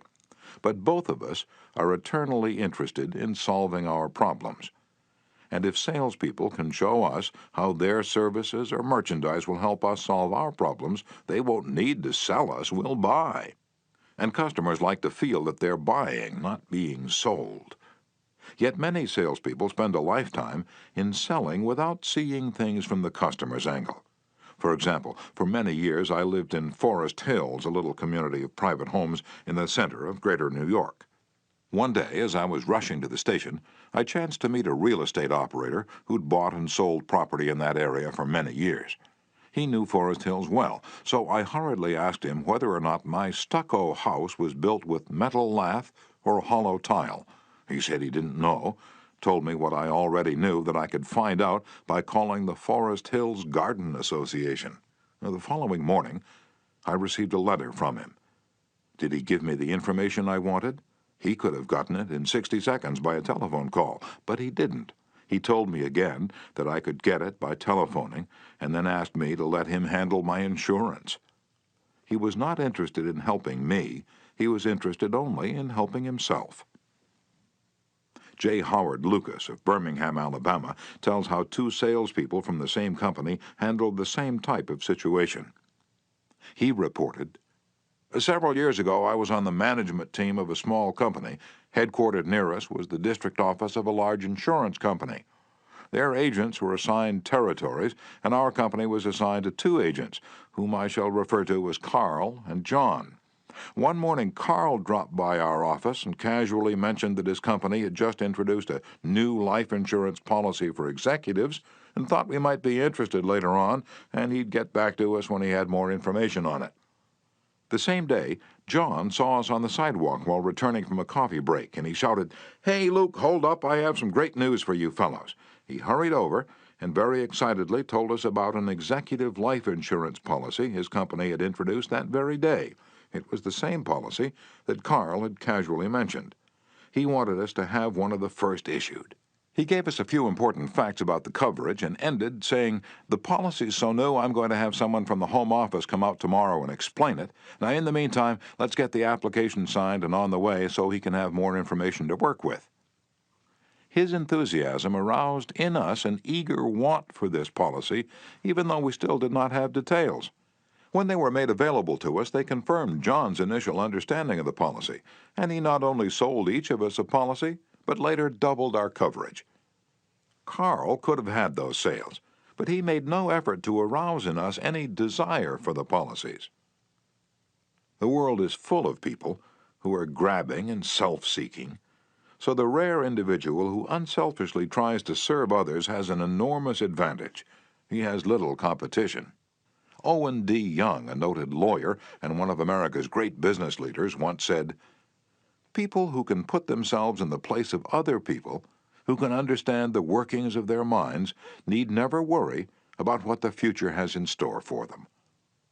If you get just one thing out of this book, an increased tendency to think always in terms of other people's point of view and see things from their angle, if you get just that one thing, it may easily prove to be one of the building blocks of your career. Looking at the other person's point of view and arousing in him an eager want for something is not to be construed as manipulating that person so that he will do something that is only for your benefit and his detriment. Each party should gain from the negotiation. In the letters to Mr. Vermillion, both the sender and the receiver of the correspondence gained by implementing what was suggested. Both the bank and Mrs. Anderson won by her letter in that the bank obtained a valuable employee and Mrs. Anderson a suitable job. And in the example of John's sale of insurance to Mr. Lucas, both gained through this transaction. Another example in which everybody gains through this principle of arousing an eager want comes from Michael E. Whidden of Warwick, Rhode Island, who's a territory salesman for the Shell Oil Company. Mike wanted to become the #1 salesperson in his district, but one service station was holding him back. It was run by an older man who could not be motivated to clean up his station. It was in such poor shape that sales were declining significantly. This manager would not listen to any of Mike's pleas to upgrade the station. After many exhortations and heart-to-heart talks, all of which had no impact, Mike decided to invite the manager to visit the newest Shell station in his territory. The manager was so impressed by the facilities at the new station that when Mike visited him the next time, his station was cleaned up and had recorded a sales increase. This enabled Mike to reach the #1 spot in his district.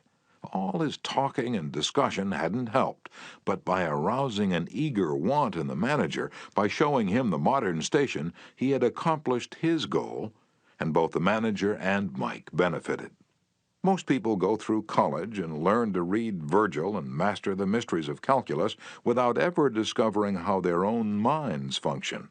For instance, I once gave a course in effective speaking for the young college graduates who were entering the employ of the Carrier Corporation, the large air conditioner manufacturer.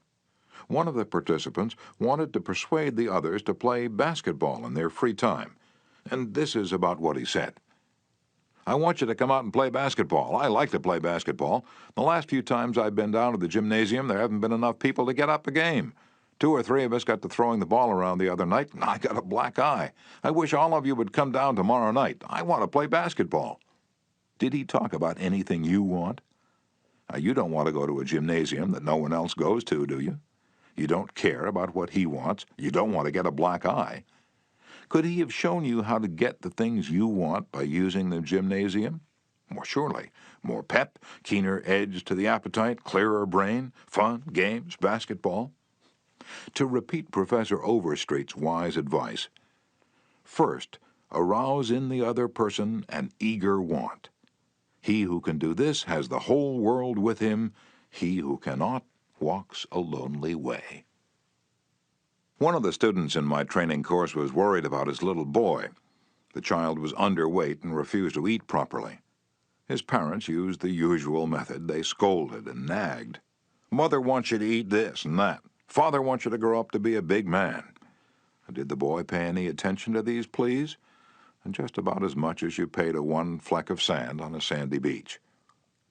No one with a trace of horse sense would expect a child 3 years old to react to the viewpoint of a father 30 years old. Yet that was precisely what the father had expected. It was absurd. He finally saw that. So he said to himself, "What does that boy want?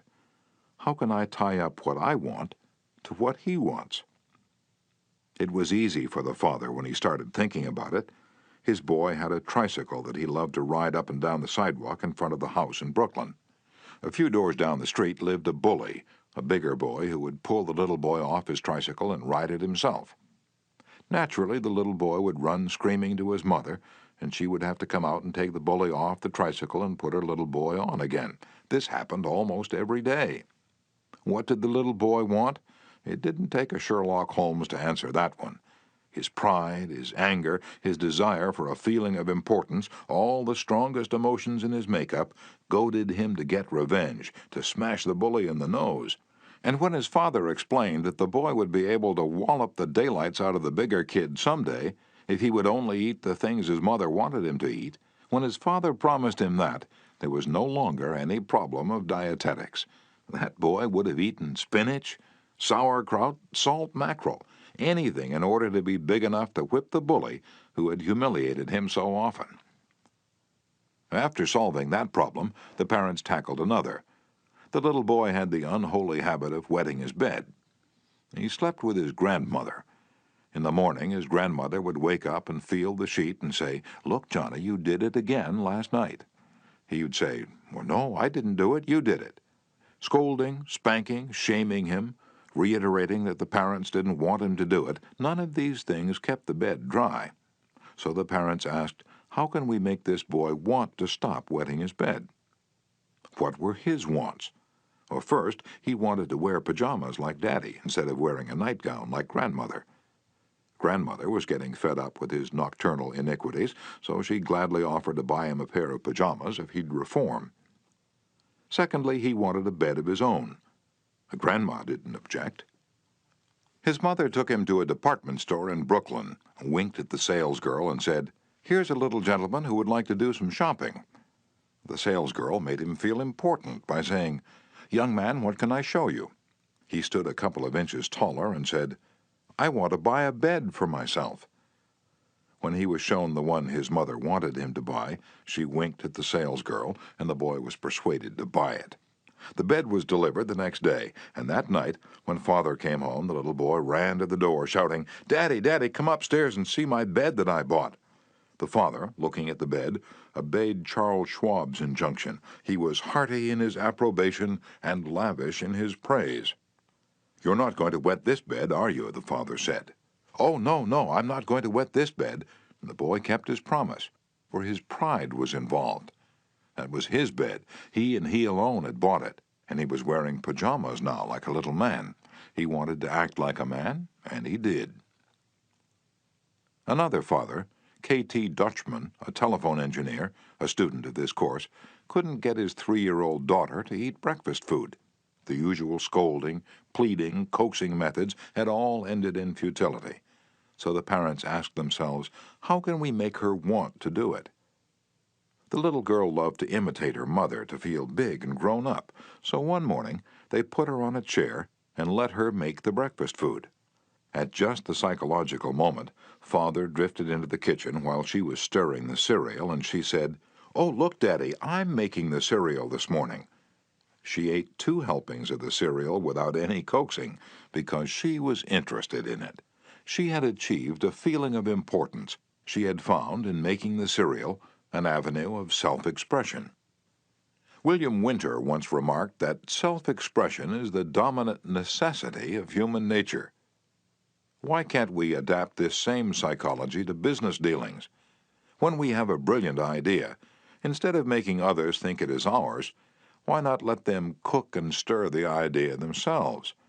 They will then regard it as their own. They will like it, and maybe eat a couple of helpings of it. Remember, first arouse in the other person an eager want. He who can do this has the whole world with him. He who cannot walks a lonely way. Principle 3. Arouse in the other person an eager want. In a nutshell, Fundamental techniques in handling people. Principle 1. Don't criticize, condemn, or complain. Principle 2. Give honest, sincere appreciation. Principle 3. Arouse in the other person an eager want.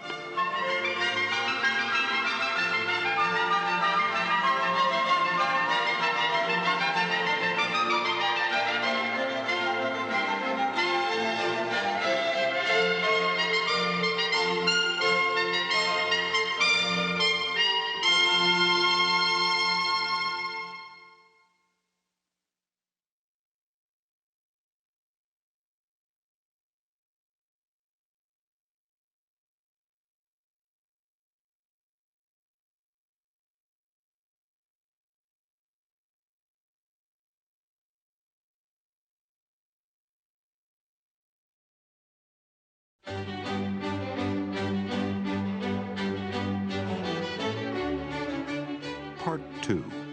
6 ways to make people like you. Chapter 1. Do this and you'll be welcome anywhere. Why read this book to find out how to win friends? Why not study the technique of one of the greatest winner of friends the world has ever known? Who is he? You may meet him tomorrow coming down the street. When you get within 10 feet of him, he will begin to wag his tail. If you stop and pat him, he'll almost jump out of his skin to show you how much he likes you. And you know that behind this show of affection on his part, there are no ulterior motives. He doesn't want to sell you any real estate, and he doesn't want to marry you. Did you ever stop to think that a dog is the only animal that doesn't have to work for a living? A hen has to lay eggs, a cow has to give milk, a canary has to sing, but a dog makes his living by giving you nothing but love. When I was 5 years old, my father bought a little yellow-haired pup for 50 cents. He was the light and joy of my childhood. Every afternoon about 4:30, he would sit in the front yard with his beautiful eyes staring steadfastly at the path, and as soon as he heard my voice or saw me swinging my dinner pail through the buckbrush, he was off like a shot, racing breathlessly up the hill to greet me with leaps of joy and barks of sheer ecstasy. Tippy was my constant companion for 5 years. Then, one tragic night, I shall never forget it, he was killed within 10 feet of my head, killed by lightning. Tippy's death was the tragedy of my boyhood. You never read a book on psychology, Tippy. You didn't need to. You knew by some divine instinct that you can make more friends in 2 months by becoming genuinely interested in other people than you can in 2 years by trying to get other people interested in you. Let me repeat that. You can make more friends in 2 months by becoming interested in other people than you can in 2 years by trying to get other people interested in you. Yet I know, and you know, people who blunder through life trying to wigwag other people into becoming interested in them. Of course, it doesn't work. People are not interested in you. They are not interested in me. They are interested in themselves, morning, noon, and after dinner. The New York Telephone Company made a detailed study of telephone conversations to find out which word is the most frequently used. And you've guessed it. It is the personal pronoun I. I. It was used 3,900 times in 500 telephone conversations. I. When you see a group photograph that you're in, whose picture do you look for first? If we merely try to impress people and get people interested in us, we will never have many true, sincere friends. Friends, real friends, are not made that way. Napoleon tried it, and in his last meeting with Josephine, he said, "Josephine, I have been as fortunate as any man ever was on this earth, and yet at this hour you are the only person in the world on whom I can rely." And historians doubt whether he could rely even on her. Alfred Adler, the famous Viennese psychologist, wrote a book entitled, "What Life Should Mean to You." In that book, he says, "It is the individual who is not interested in his fellow men who has the greatest difficulties in life and provides the greatest injury to others. It is from among such individuals that all human failures spring." You may read scores of erudite tomes on psychology without coming across a statement more significant for you and me. Adler's statement is so rich with meaning that I'm going to repeat it. It is the individual who is not interested in his fellow men who has the greatest difficulties in life and provides the greatest injury to others. It is from among such individuals that all human failures spring. I once took a course in short story writing at New York University, and during that course, the editor of a leading magazine talked to our class.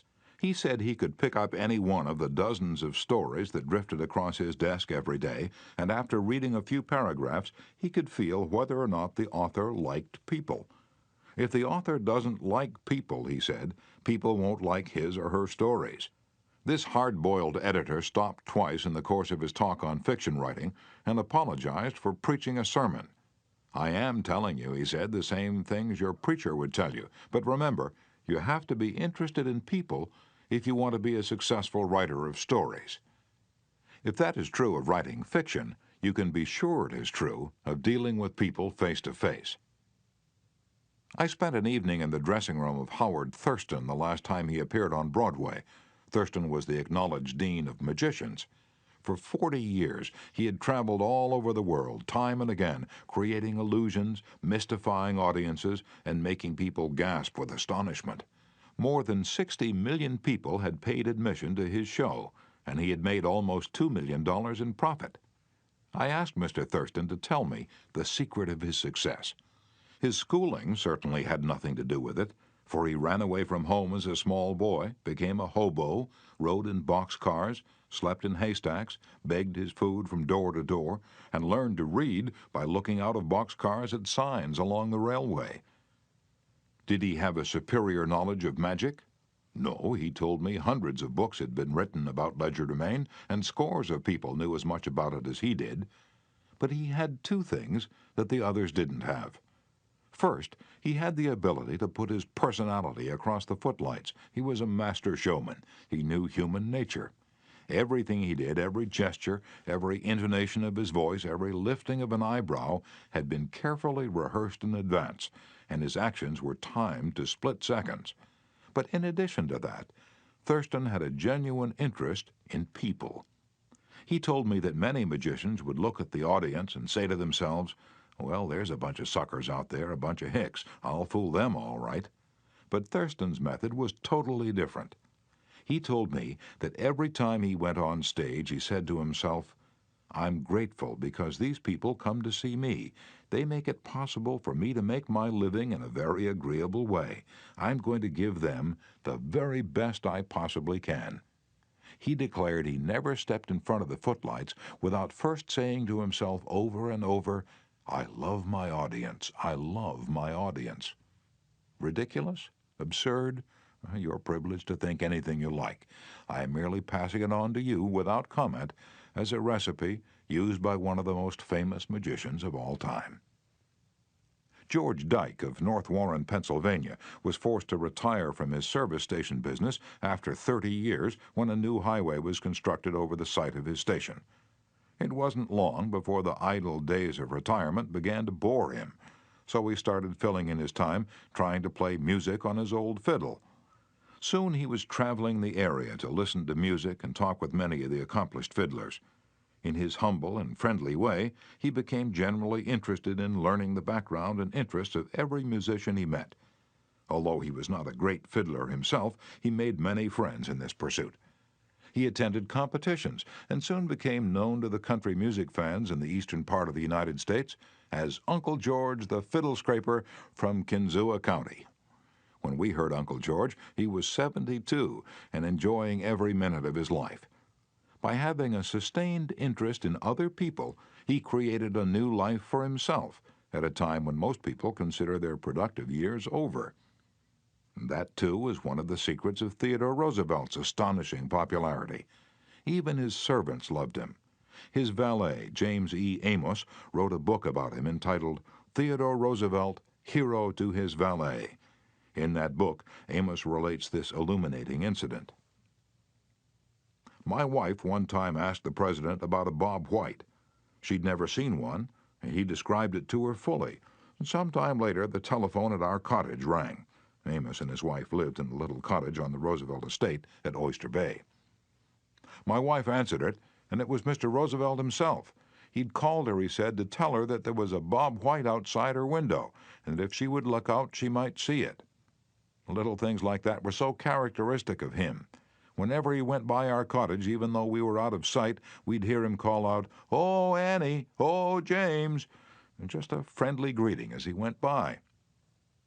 How could employees keep from liking a man like that? How could anyone keep from liking him? Roosevelt called at the White House one day when President and Mrs. Taft were away. His honest liking for humble people was shown by the fact that he greeted all the old White House servants by name, even the scullery maids. When he saw Alice, the kitchen maid, writes Archie Butt, he asked her if she still made cornbread. Alice told him that she sometimes made it for the servants, but no one ate it upstairs. "They show bad taste," Roosevelt boomed, "and I'll tell the president so when I see him." Alice brought a piece to him on a plate, and he went over to the office, eating it as he went and greeting gardeners and laborers as he passed. He addressed each person just as he had addressed them in the past.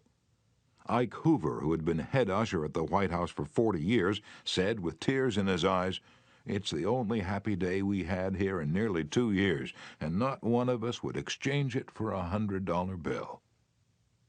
The same concern for the seemingly unimportant people helped sales representative Edward M. Sykes, Jr. of Chatham, New Jersey, retain an account. "Many years ago," he reported, "I called on customers for Johnson & Johnson in the Massachusetts area. One account was a drugstore in Hingham. Whenever I went into this store, I would always talk to the soda clerk and sales clerk for a few minutes before talking to the owner to obtain his order. One day, I went up to the owner of the store and he told me to leave as he was not interested in buying J&J products anymore because he felt they were concentrating their activities on food and discount stores to the detriment of small drugstores. I left with my tail between my legs and drove around the town for several hours. Finally, I decided to go back and try at least to explain our position to the owner of the store. When I returned, I walked in and, as usual, said hello to the soda clerk and sales clerk. When I walked up to the owner, he smiled at me and welcomed me back. He then gave me double the usual order. I looked at him with surprise and asked him what had happened since my visit only a few hours earlier. He pointed to the young man at the soda fountain and said that after I had left, the boy had come over and said that I was one of the few salespeople that called on the store that even bothered to say hello to him and to the others in the store. He told the owner that if any salesperson deserved his business, it was I. The owner agreed and remained a loyal customer. I never forgot that to be genuinely interested in other people is a most important quality for a salesperson to possess, for any person for that matter. I have discovered from personal experience that one can win the attention and time and cooperation of even the most sought-after people by becoming genuinely interested in them. Let me illustrate. Years ago, I conducted a course in fiction writing at the Brooklyn Institute of Arts and Sciences, and we wanted such distinguished and busy authors as Kathleen Norris, Fannie Hurst, Ida Tarbell, Albert Payson Terhune, and Rupert Hughes to come to Brooklyn and give us the benefit of their experiences. So we wrote them, saying we admired their work and were deeply interested in getting their advice and learning the secrets of their success. Each of these letters was signed by about 150 students. We said we realized that these authors were busy, too busy to prepare a lecture, so we enclosed a list of questions for them to answer about themselves and their methods of work. They liked that. Who wouldn't like it? So they left their homes and traveled to Brooklyn to give us a helping hand. By using the same method, I persuaded Leslie M. Shaw, Secretary of the Treasury in Theodore Roosevelt's cabinet, George W. Wickersham, Attorney General in Taft's cabinet, William Jennings Bryan, Franklin D. Roosevelt, and many other prominent men to come to talk to the students of my courses in public speaking. All of us, be we workers in a factory, clerks in an office, or even a king upon his throne, all of us like people who admire us. Take the German Kaiser, for example. At the close of World War I, he was probably the most savagely and universally despised man on this earth. Even his own nation turned against him when he fled over into Holland to save his neck.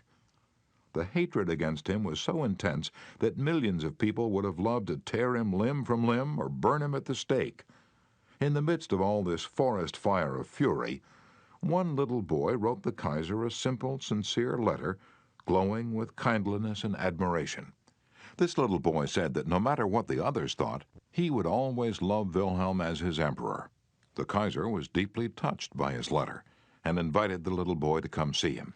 The boy came, so did his mother, and the Kaiser married her. That little boy didn't need to read a book on how to win friends and influence people. He knew how instinctively.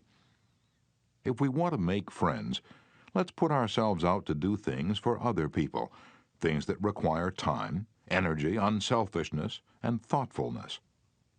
When the Duke of Windsor was Prince of Wales, he was scheduled to tour South America. And before he started out on that tour, he spent months studying Spanish so that he could make public talks in the language of the country, and the South Americans loved him for it. For years, I made it a point to find out the birthdays of my friends. How? Although I haven't the foggiest bit of faith in astrology, I began by asking the other party whether he believed the date of one's birth had anything to do with character and disposition. I then asked him or her to tell me the month and day of birth. If he or she said November 24th, for example, I kept repeating to myself, November 24th, November 24th. The minute my friend's back was turned, I wrote down the name and birthday, and later would transfer it to a birthday book. At the beginning of each year, I had these birthday dates scheduled in my calendar pad so that they came to my attention automatically. When the natal day arrived, there was my letter or telegram. What a hit it made. I was frequently the only person on earth who remembered. If we want to make friends, let's greet people with animation and enthusiasm. When somebody calls you on the telephone, use the same psychology. Say hello in tones that bespeak how pleased you are to have the other person call. Many companies train their telephone operators to greet all callers in a tone of voice that radiates interest and enthusiasm. The caller feels the company is concerned about them. Let's remember that when we answer the telephone tomorrow.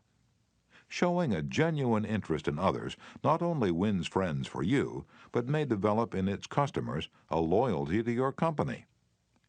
In an issue of the publication of the National Bank of North America of New York, the following letter from Madeline Rosedale, a depositor, was published. I would like you to know how much I appreciate your staff. Everyone is so courteous, polite, and helpful. What a pleasure it is, after waiting on a long line, to have the teller greet you pleasantly. Last year, my mother was hospitalized for 5 months. Frequently, I went to Marie Petrosello, a teller. She was concerned about my mother and inquired about her progress. Is there any doubt that Mrs. Rosedale will continue to use this bank? Charles R. Walters, of one of the large banks in New York City, was assigned to prepare a confidential report on a certain corporation. He knew of only one person who possessed the facts he needed so urgently. As Mr. Walters was ushered into the president's office, a young woman stuck her head through a door and told the president that she didn't have any stamps for him that day. I'm collecting stamps for my 12-year-old son, the president explained to Mr. Walters. Mr. Walters stated his mission and began asking questions. The president was vague, general, nebulous. He didn't want to talk, and apparently nothing could persuade him to talk. The interview was brief and barren. Frankly, I didn't know what to do, Mr. Walters said, as he related this story to the class. Then I remembered what his secretary had said to him.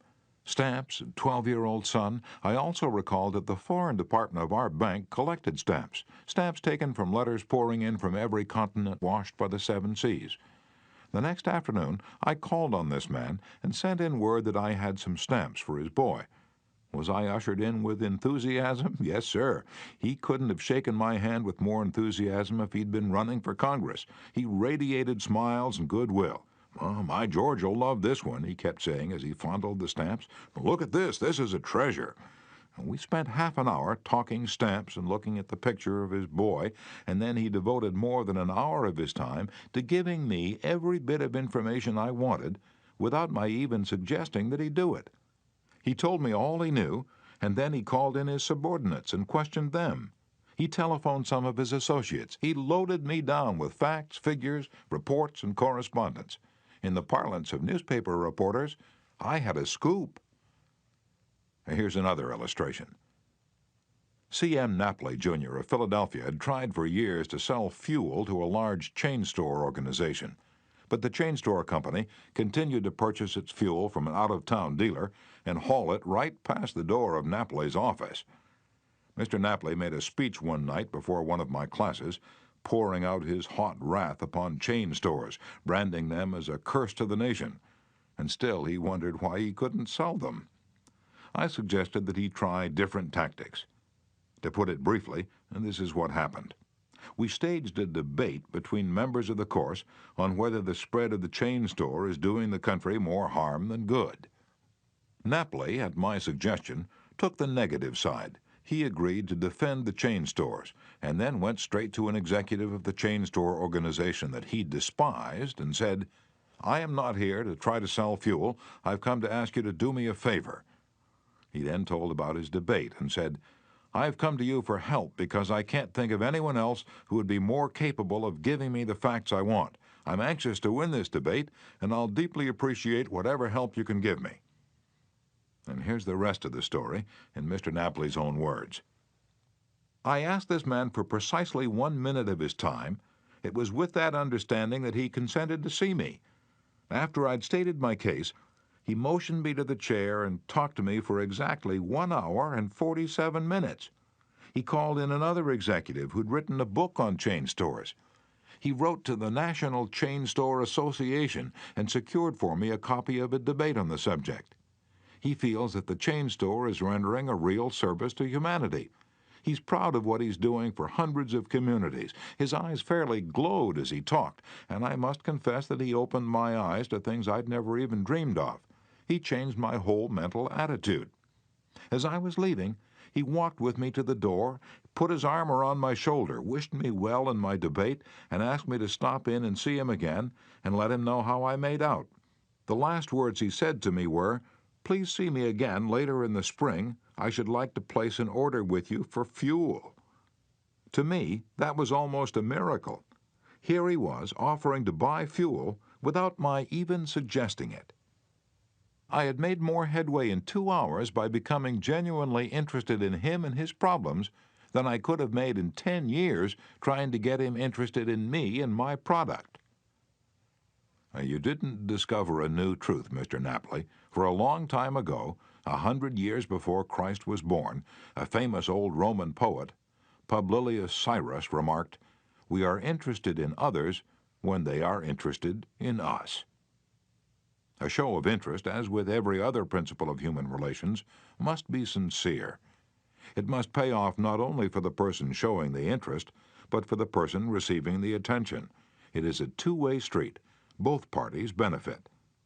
Martin Ginsburg, who took our course in Long Island, New York, reported how the special interest a nurse took in him profoundly affected his life. "It was Thanksgiving Day. I was 10 years old. I was in a welfare ward of a city hospital and was scheduled to undergo major orthopedic surgery the next day. I knew that I could only look forward to months of confinement, convalescence, and pain. My father was dead. My mother and I lived alone in a small apartment, and we were on welfare. My mother was unable to visit me that day. As the day went on, I became overwhelmed with a feeling of loneliness, despair, fear. I knew my mother was home alone, worrying about me, not having anyone to be with, not having anyone to eat with, not even having enough money to afford a Thanksgiving Day dinner. And the tears welled up in my eyes, and I stuck my head under the pillow and pulled the covers over it. I cried silently, but oh, so bitterly, so much that my body was racked with pain. A young student nurse heard my sobbing and came over to me. She took the covers off my face and started wiping my tears. She told me how lonely she was having to work that day, not being able to be with her family. She asked me whether I'd have dinner with her. She brought 2 trays of food, sliced turkey, mashed potatoes, cranberry sauce, and ice cream for dessert. She talked to me and tried to calm my fears. Even though she was scheduled to go off duty at 4 p.m., she stayed on her own time until almost 11 p.m. She played games with me, talked to me, and stayed with me until I finally fell asleep. Many Thanksgivings have come and gone since I was 10, but one never passes without me remembering that particular one and my feelings of frustration, fear, loneliness, and the warmth and tenderness of the stranger that somehow made it all bearable. If you want others to like you, if you want to develop real friendships, if you want to help others at the same time as you help yourself, keep this principle in mind. Principle 1. Become genuinely interested in other people.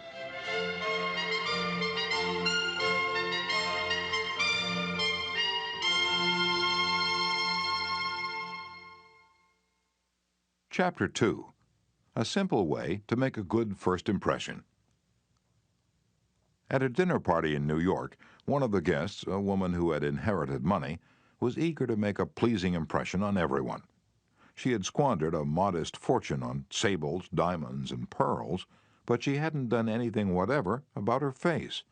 It radiated sourness and selfishness.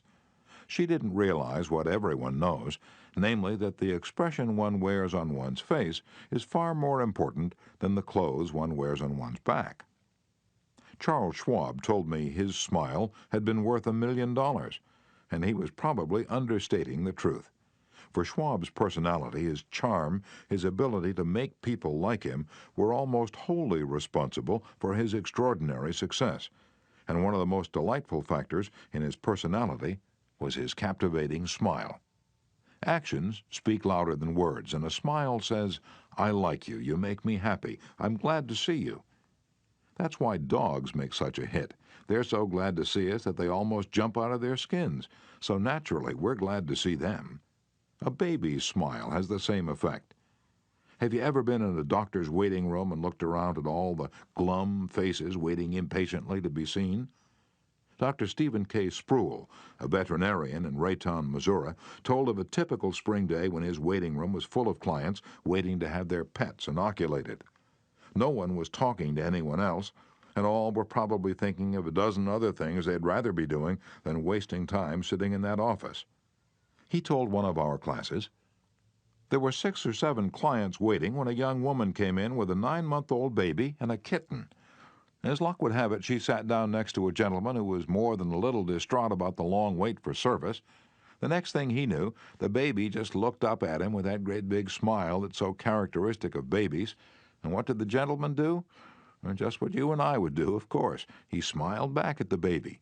Soon he struck up a conversation with the woman about her baby and his grandchildren, and soon the entire reception room joined in, and the boredom and tension were converted into a pleasant and enjoyable experience." Professor James V. McConnell, a psychologist at the University of Michigan, expressed his feelings about a smile. "People who smile," he said, "tend to manage, teach, and sell more effectively, and to raise happier children. There's far more information in a smile than a frown. That's why encouragement is a much more effective teaching device than punishment." The employment manager of a large New York department store told me she'd rather hire a sales clerk who hadn't finished grade school if he or she has a pleasant smile than to hire a doctor of philosophy with a somber face. The effect of a smile is powerful, even when it's unseen. Telephone companies throughout the United States have a program called Phone Power, which is offered to employees who use the telephone for selling their services or products. In this program, they suggest that you smile when talking on the phone. Your smile comes through in your voice. Robert Cryer, manager of a computer department for a Cincinnati, Ohio company, told me how he had successfully found the right applicant for a hard-to-fill position. "I was desperately trying to recruit a Ph.D. in computer science for my department. I finally located a young man with ideal qualifications who was about to be graduated from Purdue University. After several phone conversations, I learned that he had had several offers from other companies, many of them larger and better known than mine. I was delighted when he accepted my offer. After he started on the job, I asked him why he had chosen us over the others. He paused for a moment, and then he said, "I think it was because managers in the other companies spoke on the phone in a cold, businesslike manner, which made me feel like just another business transaction. Your voice sounded as if you were glad to hear from me, that you really wanted me to be a part of your organization. You can be assured I am still answering my phone with a smile." The chairman of the board of directors of one of the largest rubber companies in the United States told me that, according to his observations, people rarely succeed at anything unless they have fun doing it. This industrial leader doesn't put much faith in the old adage that hard work alone is the magic key that will unlock the door to our desires. "I have known people," he said, "who succeeded because they had a rip-roaring good time conducting their business. Later, I saw those people change as the fun became work. The business had grown dull, they lost all joy in it, and they failed." You must have a good time meeting people if you expect them to have a good time meeting you. I've asked thousands of business people to smile at someone every hour of the day for a week and then come to class and talk about the results. How did it work? Well, let's see. Here's a letter from William B. Steinhardt, a New York stockbroker. His case isn't isolated. In fact, it's typical of hundreds of cases. "I've been married for over 18 years, wrote Mr. Steinhardt. In all that time, I seldom smiled at my wife or spoke 24 words to her from the time I got up until I was ready to leave for business. I was one of the worst grouches who ever walked down Broadway. When you asked me to make a talk about my experience with smiles, I thought I'd try it for a week. So the next morning, while combing my hair, I looked at my glum mug in the mirror and I said to myself, 'Bill, you're going to wipe the scowl off that sourpuss of yours today. You are going to smile. And you are going to begin right now.' As I sat down to breakfast, I greeted my wife with a 'Good morning, my dear,' and smiled as I said it. You warned me that she might be surprised. Well, you underestimated her reaction. She was bewildered. She was shocked. I told her that in the future she could expect this as a regular occurrence, and I kept it up every morning. This changed attitude of mine brought more happiness into our home in 2 months since I started than was there during the last year. As I leave for my office, I greet the elevator operator in the apartment house with a 'good morning' and a smile. I greet the doorman with a smile. I smile at the cashier in the subway booth when I ask for change. As I stand on the floor of the stock exchange, I smile at people who until recently never saw me smile. I soon found that everybody was smiling back at me. I treat those who come to me with complaints or grievances in a cheerful manner. I smile as I listen to them, and I find that adjustments are accomplished much easier. I find that smiles are bringing me dollars, many dollars, every day. I share my office with another broker. One of his clerks is a likable young chap. I was so elated about the results I was getting that I told him recently about my new philosophy of human relations. He then confessed that when I first came to share my office with his firm, he thought me a terrible grouch, and only recently changed his mind. He said I was really human when I smiled. I have also eliminated criticism from my system. I give appreciation and praise now instead of condemnation. I have stopped talking about what I want. I'm now trying to see the other person's viewpoint. And these things have literally revolutionized my life. I am a totally different man, a happier man, a richer man, richer in friendships and happiness, the only things that matter much after all." You don't feel like smiling? And then what? 2 things. First, force yourself to smile. If you're alone, force yourself to whistle or hum a tune or sing. Act as if you were already happy, and that will tend to make you happy. Here's the way the psychologist and philosopher William James puts it. Action seems to follow feeling, but really action and feeling go together. And by regulating the action, which is under the more direct control of the will, we can indirectly regulate the feeling, which is not. Thus, the sovereign voluntary path to cheerfulness, if our cheerfulness be lost, is to sit up cheerfully and to act and speak as if cheerfulness were already there. Everybody in the world is seeking happiness, and there's only one sure way to find it. That is, by controlling your thoughts. Happiness doesn't depend on outward conditions, it depends on inner conditions. It isn't what you have or who you are or where you are or what you're doing that makes you happy or unhappy. It is what you think about it. For example, two people may be in the same place doing the same thing. Both may have about an equal amount of money and prestige, and yet one may be miserable and the other happy. Why? Because of a different mental attitude. I have seen just as many happy faces among the poor peasants toiling with their primitive tools in the devastating heat of the tropics as I have seen in air-conditioned offices in New York, Chicago, or Los Angeles. There is nothing either good or bad, said Shakespeare, but thinking makes it so. Abe Lincoln once remarked that most folks are about as happy as they make up their minds to be. He was right. I saw a vivid illustration of that truth as I was walking up the stairs of the Long Island Railroad station in New York. Directly in front of me, 30 or 40 crippled boys on canes and crutches were struggling up the stairs. One boy had to be carried up. I was astonished at their laughter and gaiety. I spoke about it to one of the men in charge of the boys. "Oh, yes," he said, "when a boy realizes that he's going to be a cripple for life, he's shocked at first, but after he gets over the shock, he usually resigns himself to his fate and then becomes as happy as normal boys." I felt like taking my hat off to those boys. They taught me a lesson I hope I shall never forget. Working all by oneself in a closed-off room in an office not only is lonely, but it denies one the opportunity of making friends with other employees in the company. Senora Maria Gonzalez of Guadalajara, Mexico, had such a job. She envied the shared comradeship of other people in the company as she heard their chatter and laughter. As she passed them in the hall during the first weeks of her employment, she shyly looked the other way. After a few weeks, she said to herself, "Maria, you can't expect these women to come to you. You have to go out and meet them." The next time she walked to the water cooler, she put on her brightest smile and said, "Hi, how are you today?" to each of the people she met. The effect was immediate.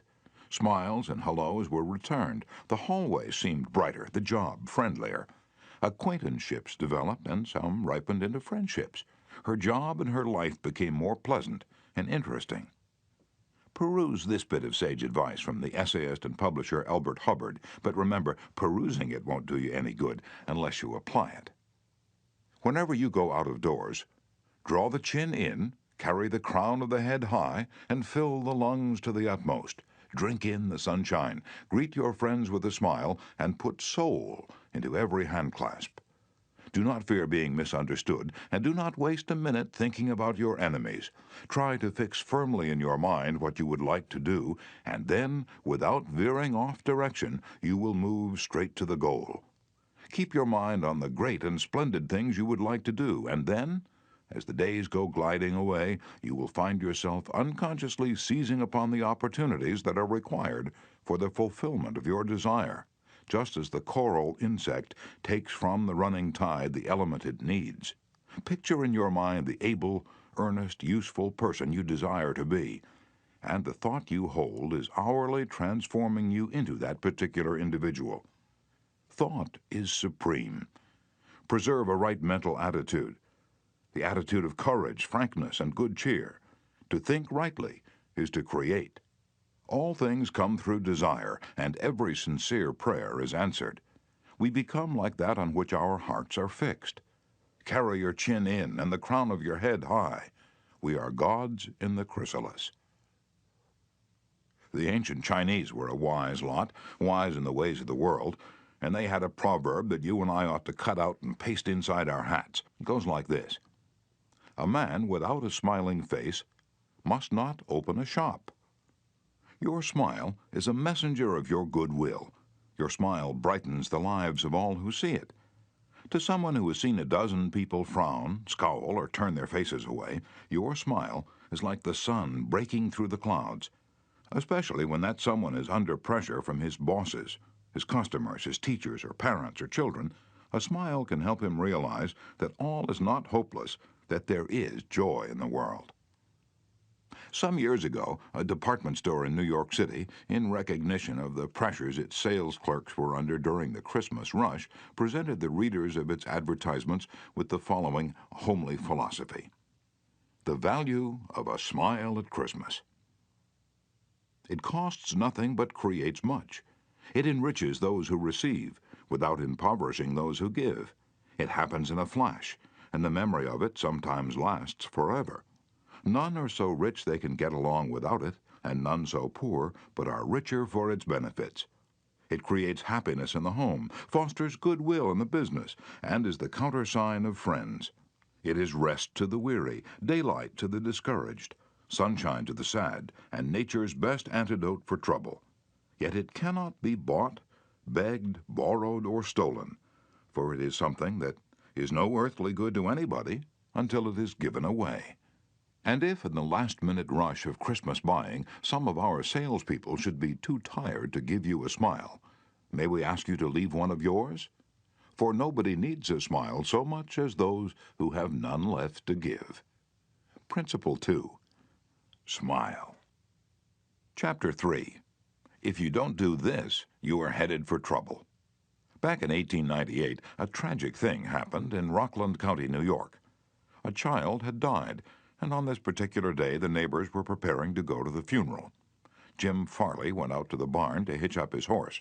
The ground was covered with snow, the air was cold and snappy, the horse hadn't been exercised for days, and as he was led out to the watering trough, he wheeled playfully, kicked both his heels high in the air, and killed Jim Farley. So the little village of Stony Point had 2 funerals that week instead of 1. Jim Farley left behind him a widow and 3 boys, and a few $100s in insurance. His oldest boy, Jim, was 10, and he went to work in a brickyard, wheeling sand and pouring it in the molds and turning the bricks on edge to be dried by the sun. This boy, Jim, never had a chance to get much education, but with his natural geniality he had a flair for making people like him, so he went into politics, and as the years went by he developed an uncanny ability for remembering people's names. He never saw the inside of a high school, but before he was 46 years of age, 4 colleges had honored him with degrees, and he'd become chairman of the Democratic National Committee and Postmaster General of the United States. I once interviewed Jim Farley and asked him the secret of his success. He said, "Hard work," and I said, "Don't be funny." He then asked me what I thought was the reason for his success. I replied, "I understand you can call 10,000 people by their first names." "No, you're wrong," he said. "I can call 50,000 people by their first names." Now, make no mistake about it, that ability helped Mr. Farley put Franklin D. Roosevelt in the White House when he managed Roosevelt's campaign in 1932. During the years that Jim Farley traveled as a salesman for a gypsum concern, and during the years that he held office as town clerk in Stony Point, he built up a system for remembering names. In the beginning, it was a very simple one. Whenever he met a new acquaintance, he found out his or her complete name and some facts about his or her family, business, and political opinions. He fixed all these facts well in mind as part of the picture, and then the next time he met that person, even if it was a year later, he was able to shake hands, inquire after the family, and ask about the hollyhocks in the backyard. No wonder he developed a following. For months before Roosevelt's campaign for president began, Jim Farley wrote hundreds of letters a day to people all over the western and northwestern states.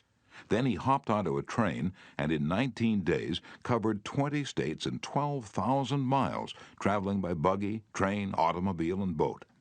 He would drop into town, meet his people at lunch or breakfast, tea or dinner, and give them a heart-to-heart talk. Then he'd dash off again on another leg of his journey. As soon as he arrived back east, he wrote to one person in each town he had visited, asking for a list of all the guests to whom he had talked. The final list contained thousands and thousands of names, yet each person on that list was paid the subtle flattery of getting a personal letter from James Farley. These letters began, "Dear Bill," or "Dear Jane," and they were always signed Jim. Jim Farley discovered early in life that the average person is more interested in his or her own name than in all the other names on earth put together. Remember that name and call it easily, and you have paid a subtle and very effective compliment. But forget it or misspell it, and you've placed yourself at a sharp disadvantage. For example, I once organized a public speaking course in Paris and sent form letters to all the American residents in the city. French typists with apparently little knowledge of English filled in the names, and naturally they made blunders. One man, the manager of a large American bank in Paris, wrote me a scathing rebuke because his name had been misspelled. Sometimes it's difficult to remember a name, particularly if it's hard to pronounce. Rather than even try to learn it, many people ignore it or call the person by an easy nickname. Sid Levy once called on a customer for some time whose name was Nicodemus Papadoulis. Most people just called him Nick. Levy told us, "I made a special effort to say his name over several times to myself before I made a call. When I greeted him by his full name, 'Good afternoon, Mr. Nicodemus Papadoulis,' he was shocked. For what seemed like several minutes, there was no reply from him at all. Finally, he said with tears rolling down his cheeks, 'Mr. Levy, in all the 15 years I have been in this country, nobody has ever made the effort to call me by my right name.'" And what was the reason for Andrew Carnegie's success? He was called the Steel King, yet he himself knew little about the manufacture of steel. He had hundreds of people working for him who knew far more about steel than he did. But he knew how to handle people, and that is what made him rich. Early in life he showed a flair for organization, a genius for leadership. By the time he was 10, he too had discovered the astounding importance people place on their own name, and he used that discovery to win cooperation. To illustrate, when he was a boy back in Scotland, he got a hold of a rabbit, a mother rabbit. Presto, he soon had a whole nest of little rabbits and nothing to feed them. But he had a brilliant idea. He told the boys and girls in the neighborhood that if they would go out and pull enough clover and dandelions to feed the rabbits, he would name the bunnies in their honor. The plan worked like magic, and Carnegie never forgot it.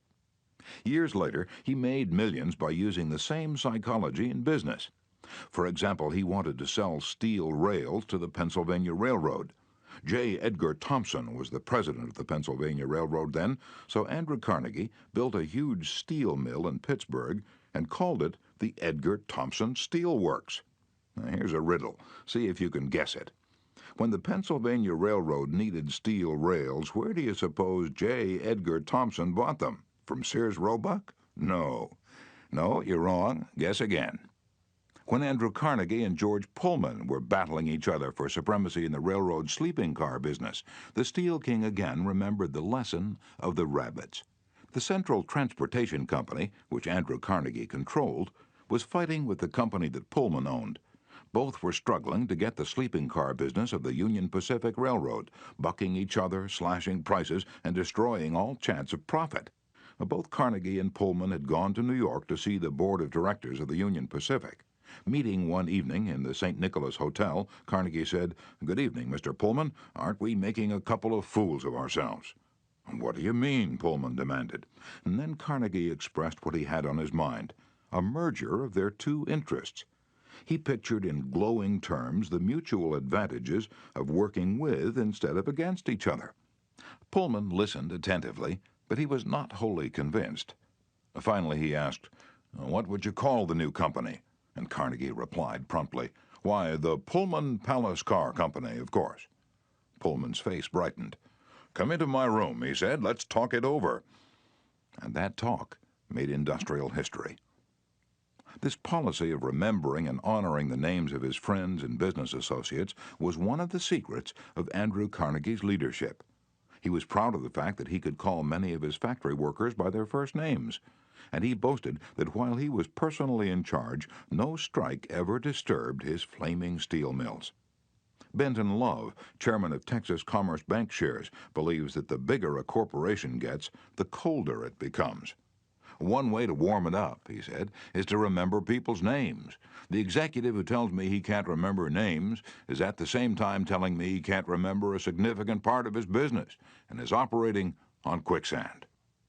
Karen Kirsch of Rancho Palos Verdes, California, a flight attendant for TWA, made it a practice to learn the names of as many passengers in her cabin as possible and use the name when serving them. This resulted in many compliments in her service, expressed both to her directly and to the airline. One passenger wrote, "I haven't flown TWA for some time, but I'm going to start flying nothing but TWA from now on. You make me feel that your airline has become a very personalized airline, and that's important to me."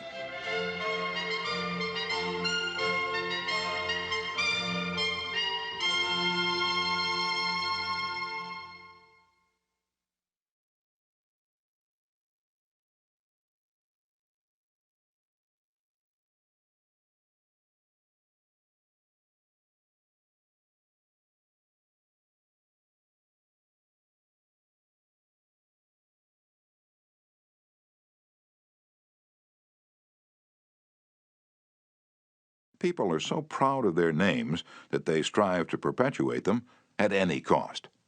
Even blustering, hard-boiled old P.T. Barnum, the greatest showman of his time, disappointed because he had no sons to carry on his name, offered his grandson, C.H. Seeley, $25,000 if he would call himself Barnum Seeley.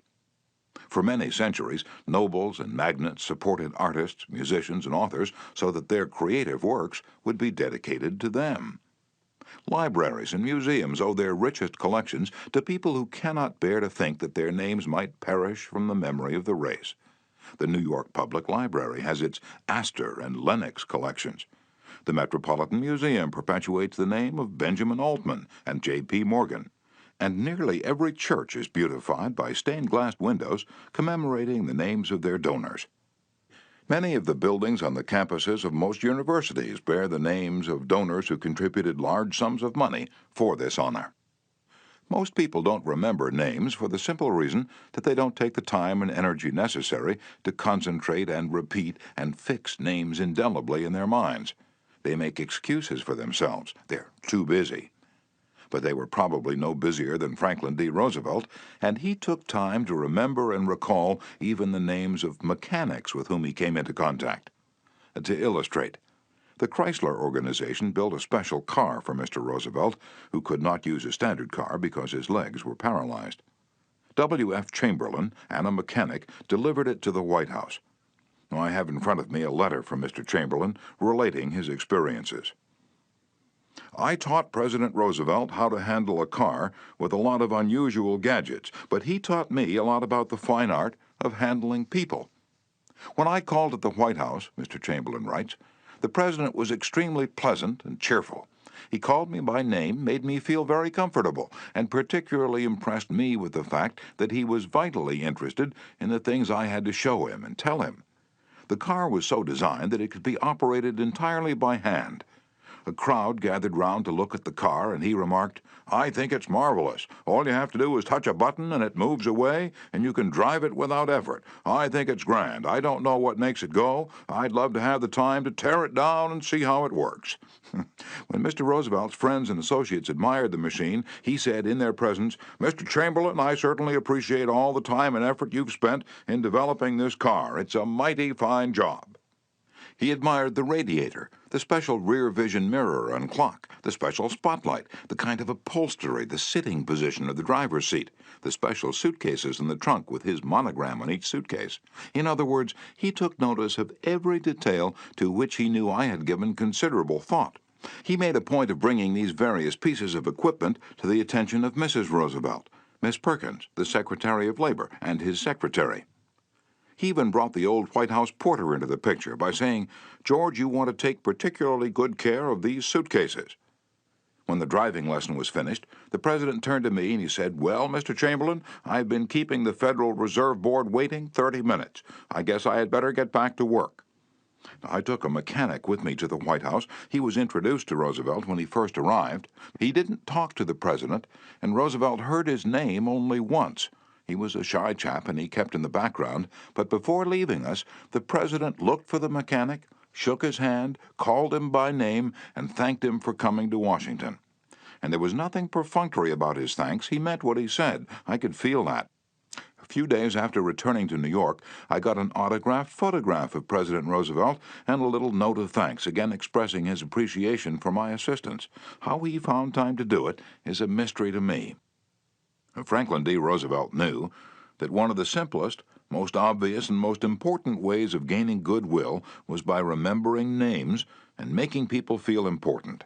Yet how many of us do it? Half the time we are introduced to a stranger, we chat for a few minutes and can't even remember his or her name by the time we say goodbye. One of the first lessons a politician learns is this: to recall a voter's name is statesmanship, to forget it is oblivion. And the ability to remember names is almost as important in business and social contacts as it is in politics. Napoleon III, Emperor of France and nephew of the great Napoleon, boasted that in spite of all his royal duties, he could remember the name of every person he met. His technique? Simple. If he didn't hear the name distinctly, he said, "So sorry, I didn't get the name clearly." And then if it was an unusual name, he would say, "How is it spelled?" During the conversation, he took the trouble to repeat the name several times and tried to associate it in his mind with the person's features, expression, and general appearance. If the person was someone of importance, Napoleon went to even further pains. As soon as His Royal Highness was alone, he wrote the name down on a piece of paper, looked at it, concentrated on it, fixed it securely in his mind. And then he tore up the paper. In this way, he gained an eye impression of the name as well as an ear impression. All this takes time, but good manners, said Emerson, are made up of petty sacrifices. The importance of remembering and using names is not just the prerogative of kings and corporate executives. It works for all of us. Ken Nottingham, an employee of General Motors in Indiana, usually had lunch at the company cafeteria. He noticed that the woman who worked behind the counter always had a scowl on her face. She had been making sandwiches for about 2 hours, and I was just another sandwich to her. I told her what I wanted. She weighed out the ham on a little scale, and then she gave me 1 leaf of lettuce, a few potato chips, and handed them to me. The next day I went through the same line, same woman, same scowl. The only difference was I noticed her name tag. I smiled. I said, "Hello, Eunice." Then I told her what I wanted. Well, she forgot the scale, piled on the ham, gave me 3 leaves of lettuce, and heaped on the potato chips until they fell off the plate. We should be aware of the magic contained in a name and realize this single item is wholly and completely owned by the person with whom we are dealing, and nobody else. The name sets the individual apart. It makes him or her unique among all others. The information we are imparting or the request we are making takes on a special importance when we approach the situation with the name of the individual. From the waitress to the senior executive, the name will work magic as we deal with others. Principle 3. Remember that a person's name is to that person the sweetest and most important sound in any language. Chapter 4. An easy way to become a good conversationalist. Some time ago, I attended a bridge party. I don't play bridge, and there was a woman there who didn't play bridge either, and she had discovered that I had once been Lowell Thomas's manager before he went on the radio, and that I'd traveled in Europe a great deal while helping him prepare the illustrated travel talks he was then delivering. So she said, "Oh, Mr. Carnegie, I do want you to tell me about all the wonderful places you've visited and the sights you've seen." As we sat down on the sofa, she remarked that she and her husband had recently returned from a trip to Africa. "Africa?" I exclaimed. "How interesting. I've always wanted to see Africa, but I never got there except for a 24-hour stay once in Algiers. Tell me, did you visit the big game country, yes? How fortunate. I envy you. Do tell me about Africa." And that kept her talking for 45 minutes. She never again asked me where I had been or what I'd seen. She didn't want to hear me talk about my travels. All she wanted was an interested listener, so she could expand her ego and tell about where she had been. Was she unusual? No, many people are like that. For example, I met a distinguished botanist at a dinner party given by a New York book publisher. I'd never talked with a botanist before, and I found him fascinating. I literally sat on the edge of my chair and listened while he spoke of exotic plants and experiments in developing new forms of plant life and indoor gardens, and even told me astonishing facts about the humble potato. I had a small indoor garden of my own, and he was good enough to tell me how to solve some of my problems. As I said, we were at a dinner party. There must have been a dozen other guests, but I violated all of the canons of courtesy, ignored everyone else, and talked for hours to the botanist. Midnight came. I said good night to everyone and departed. The botanist then turned to our host and paid me several flattering compliments. I was most stimulating, I was this and I was that, and he ended by saying I was a most interesting conversationalist. An interesting conversationalist? Why, I had said hardly anything at all.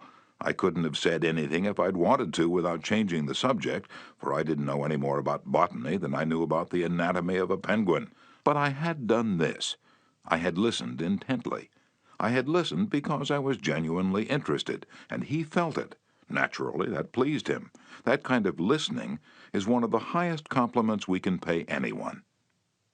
Few human beings, wrote Jack Woodford in Strangers in Love, few human beings are proof against the implied flattery of rapt attention. I went even further than giving him rapt attention. I was hearty in my approbation and lavish in my praise. I told him that I had been immensely entertained and instructed, and I had. I told him I wished I had his knowledge, and I did. I told him that I should love to wander the fields with him, and I have. I told him I must see him again, and I did. And so I had him thinking of me as a good conversationalist, when in reality I had been merely a good listener, and had encouraged him to talk. What is the secret, the mystery of a successful business interview? Well, according to former Harvard President Charles W. Eliot, there is no mystery about successful business intercourse. Exclusive attention to the person who is speaking to you is very important. Nothing else is so flattering as that. Eliot himself was a past master of the art of listening. Henry James, one of America's first great novelists, recalled, "Dr. Eliot's listening was not mere silence, but a form of activity.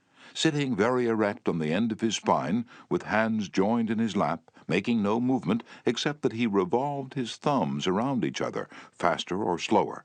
He faced his interlocutor and seemed to be hearing with his eyes as well as his ears. He listened with his mind and attentively considered what you had to say while you said it. At the end of an interview, the person who had talked to him felt that he had had his say." Self-evident, isn't it? You don't have to study for 4 years at Harvard to discover that. Yet I know, and you know, department store owners who will rent expensive space, buy their goods economically, dress their windows appealingly, spend thousands of dollars in advertising, and then hire clerks who haven't the sense to be good listeners. Clerks who interrupt customers, contradict them, irritate them, and all but drive them from the store. A department store in Chicago almost lost a regular customer who spent several $1,000s each year in that store because a sales clerk wouldn't listen. Mrs. Henrietta Douglas, who took our course in Chicago, had purchased a coat at a special sale. After she'd brought it home, she noticed that there was a tear in the lining. She came back the next day and asked the sales clerk to exchange it. The clerk refused even to listen to her complaint. "You bought this at a special sale," she said. She pointed to a sign on the wall. "Read that," she explained. "All sales are final. Once you bought it, you have to keep it. Sew up the lining yourself." "But this was damaged merchandise," Mrs. Douglas complained. "Makes no difference," the clerk interrupted. "Final's final." Mrs. Douglas was about to walk out indignantly, swearing never to return to that store ever, when she was greeted by the department manager, who knew her from her many years of patronage. Mrs. Douglas told her what had happened. The manager listened attentively to the whole story, examined the coat, and then said, "Special sales are final, so we can dispose of merchandise at the end of the season, but this no-return policy does not apply to damaged goods. We will certainly repair or replace the lining, or if you prefer, give you your money back." What a difference in treatment! If that manager had not come along and listened to the customer, a long-term patron of that store could have been lost forever. Listening is just as important in one's home life as in the world of business. Millie Esposito of Croton-on-Hudson, New York, made it her business to listen carefully when one of her children wanted to speak with her. One evening, she was sitting in the kitchen with her son Robert, and after a brief discussion of something that was on his mind, Robert said, "Mom, I know that you love me very much." Mrs. Esposito was touched and said, "Of course I love you very much. Did you doubt it?" And Robert responded, "No, but I really know you love me, because whenever I want to talk to you about something, you stop whatever you're doing and listen to me."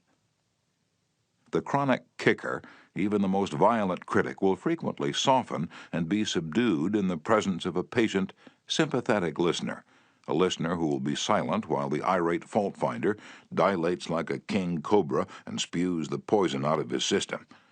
To illustrate, the New York Telephone Company discovered a few years ago that it had to deal with one of the most vicious customers who ever cursed a customer service representative. And he did curse. He raved. He threatened to tear the phone out by its roots. He refused to pay certain charges that he declared were false. He wrote letters to the newspapers. He filed innumerable complaints with the Public Service Commission, and he started several suits against the telephone company. At last, one of the company's most skillful troubleshooters was sent to interview this stormy petrel. This troubleshooter listened and let the cantankerous customer enjoy himself, pouring out his tirade. The telephone representative listened and said yes, and sympathized with his grievance. He raved on, and I listened for nearly 3 hours, the troubleshooter said, as he related his experiences before one of my classes. And then I went back and listened some more. I interviewed him 4 times, and before the 4th visit was over, I had become a charter member of an organization he was starting. He called it the Telephone Subscribers Protective Association. I'm still a member of this organization, and so far as I know, I'm the only member in the world today besides Mr. Smith. I listened and sympathized with him on every point that he'd made during these interviews. He never had a telephone representative talk with him that way before, and he became almost friendly. The point on which I went to see him was not even mentioned on the first visit, nor was it mentioned on the 2nd or 3rd, but upon the 4th interview, I closed the case completely. He paid all his bills in full, and for the first time in the history of his difficulties with the telephone company, voluntarily withdrew his complaints from the Public Service Commission. Doubtless Mr. Smith had considered himself a holy crusader, defending public rights against callous exploitation. But in reality, what he'd really wanted was a feeling of importance. He got this feeling of importance, at first, by kicking and complaining. But as soon as he got his feeling of importance from a representative of the company, his imagined grievances vanished into thin air. One morning years ago, an angry customer stormed into the office of Julian F. Detmer, founder of the Detmer Woolen Company, which later became the world's largest distributor of woolens to the tailoring trade. This man owed us a small sum of money, Mr. Detmer explained to me. The customer denied it, but we knew he was wrong, so our credit department had insisted that he pay. After getting a number of letters from our credit department, he packed his grip, made a trip to Chicago, and hurried into my office to inform me not only that he was not going to pay that bill, but that he was never going to buy another dollar's worth of goods from the Detmer Woolen Company. I listened patiently to all he had to say. I was tempted to interrupt, but I realized that would be bad policy, so I let him talk himself out. When he finally simmered down and got in a receptive mood, I said quietly, "I want to thank you for coming to Chicago to tell me about this. You've done me a great favor, for if our credit department has annoyed you, it may annoy other good customers, and that would be just too bad. Believe me, I'm far more eager to hear this than you are to tell it." That was the last thing in the world he expected me to say. I think he was a trifle disappointed, because he'd come to Chicago to tell me a thing or two, and here I was thanking him instead of scrapping with him. I assured him we would wipe the charge off the books and forget it, because he was a very careful man with only one account to look after, while our clerks had to look after thousands. Therefore, he was less likely to be wrong than we were. I told him that I understood exactly how he felt, and if I were in his shoes, I should undoubtedly feel precisely as he did. Since he wasn't going to buy from us anymore, I recommended some other woolen houses. In the past, we'd usually lunch together when he came to Chicago, so I invited him to have lunch with me this day. He accepted reluctantly, but when we came back to the office, he placed a larger order than ever before. He returned home in a softened mood, and, wanting to be just as fair with us as we'd been with him, looked over his bills, found one that had been mislaid, and sent us a check with his apologies. Later, when his wife presented him with a baby boy, he gave his son the middle name of Detmer, and he remained a friend and customer of the house until his death 22 years afterward. Years ago, a poor Dutch immigrant boy washed the windows of a bakery shop after school to help support his family.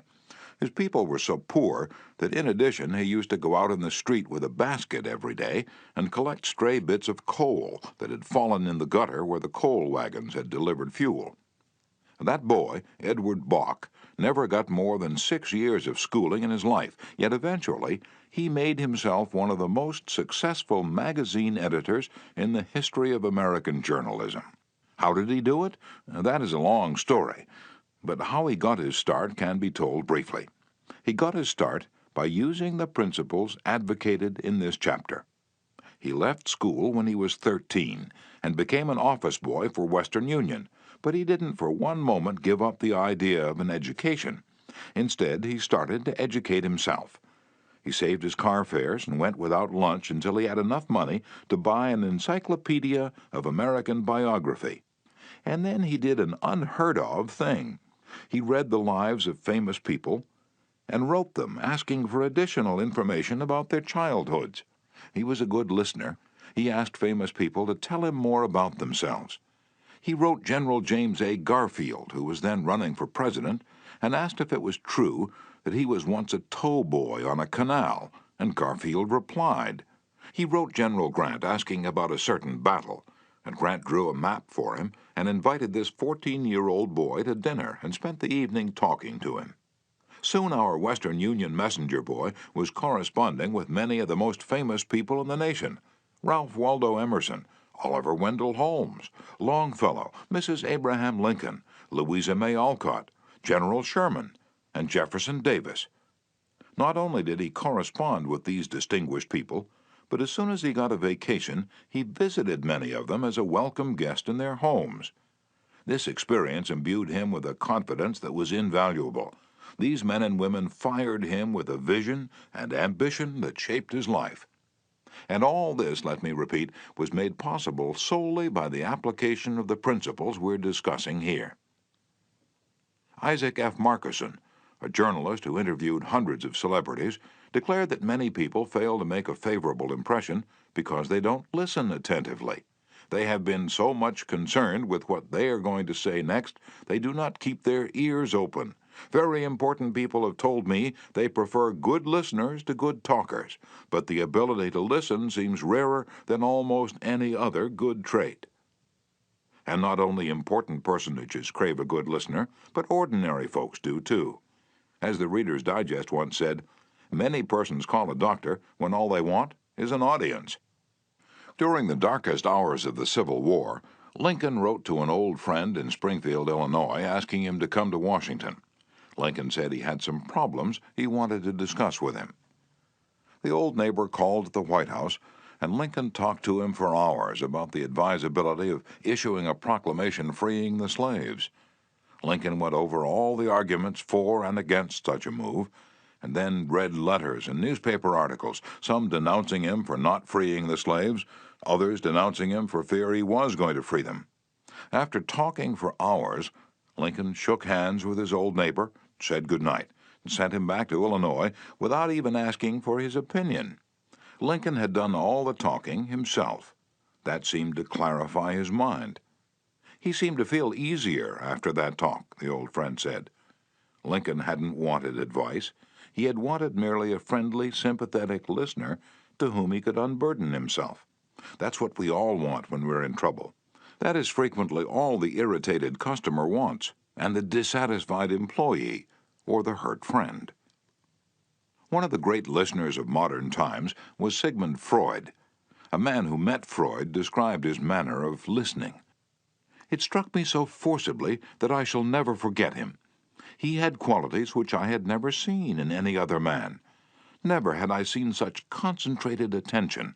There was none of that piercing, soul-penetrating gaze business. His eyes were mild and genial. His voice was low and kind. His gestures were few, but the attention he gave me, his appreciation of what I said, even when I said it badly, was extraordinary. You have no idea what it meant to be listened to like that.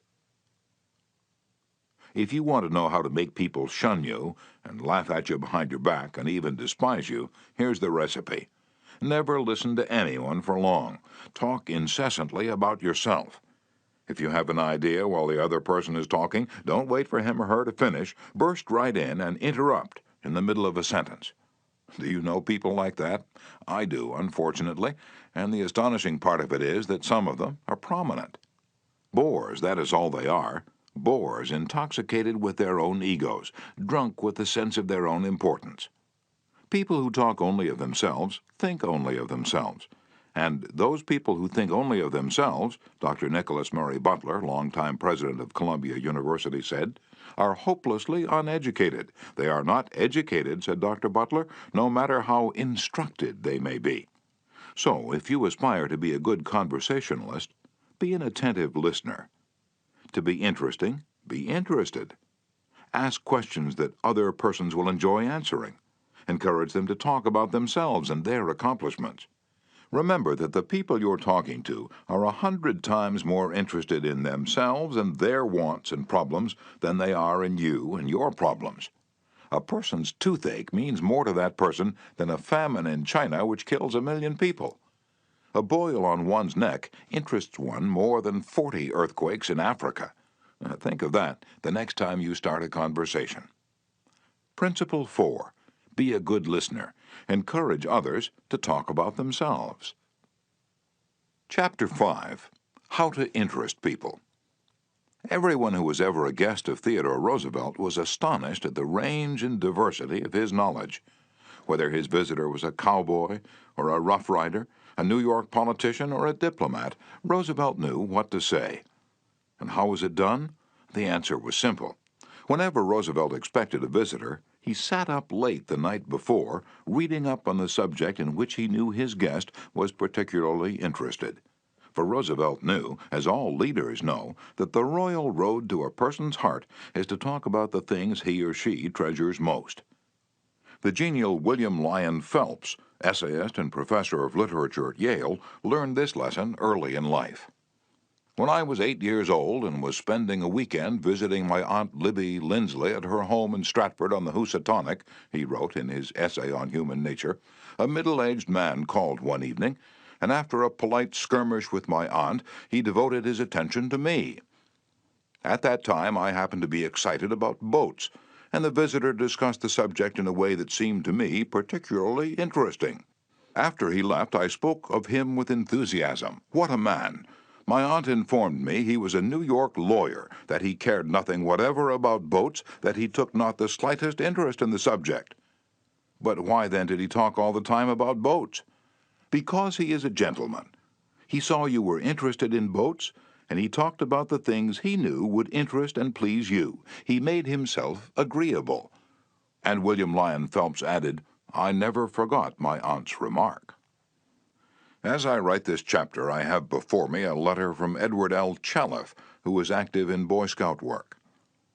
One day I found I needed a favor, writes Mr. Challiff. A big Scout jamboree was coming off in Europe, and I wanted the president of one of the largest corporations in America to pay the expenses of one of my boys for the trip. Fortunately, just before I went down to see this man, I heard that he had drawn a check for $1,000,000, and that after it was canceled, he had it framed. So the first thing I did when I entered his office was to ask to see the check, a check for $1,000,000. I told him I never knew that anybody had ever written such a check, and that I wanted to tell my boys I'd actually seen a check for $1,000,000. He gladly showed it to me.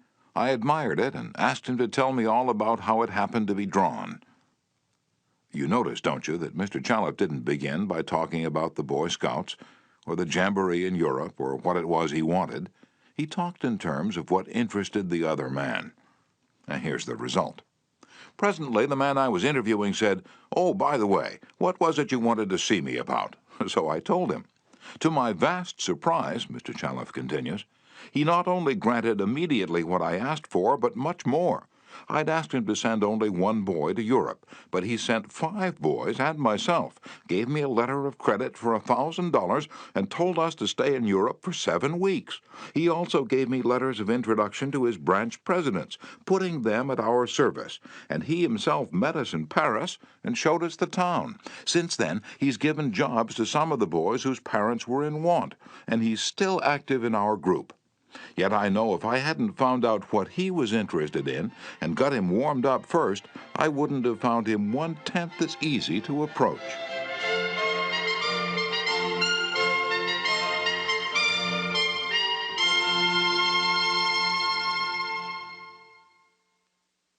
Is this a valuable technique to use in business? Is it? Let's see. Take Henry G. Duvernoy of Duvernoy & Sons, a wholesale baking firm in New York. Mr. Duvernoy had been trying to sell bread to a certain New York hotel. He'd called on the manager every week for 4 years. He went to the same social affairs the manager attended. He even took rooms in the hotel and lived there in order to get the business. but he failed. Then, said Mr. Duvernoy, after studying human relations, I resolved to change my tactics. I decided to find out what interested this man, what caught his enthusiasm. I discovered he belonged to a society of hotel executives called the Hotel Greeters of America. He not only belonged, but his bubbling enthusiasm had made him president of the organization and president of the International Greeters. No matter where its conventions were held, he would be there. So when I saw him the next day, I began talking about the greeters. What a response I got! What a response! He talked to me for half an hour about the greeters, his tones vibrant with enthusiasm. I could plainly see that this society was not only his hobby, it was the passion of his life. Before I left his office, he had sold me a membership in his organization. In the meantime, I'd said nothing about bread, but a few days later, a steward of his hotel phoned me to come over with samples and prices. "I don't know what you did to the old boy," the steward greeted me, "but he sure is sold on you." Think of it. I'd been drumming at that man for 4 years, trying to get his business, and I'd still be drumming at him if I hadn't finally taken the trouble to find out what he was interested in and what he enjoyed talking about.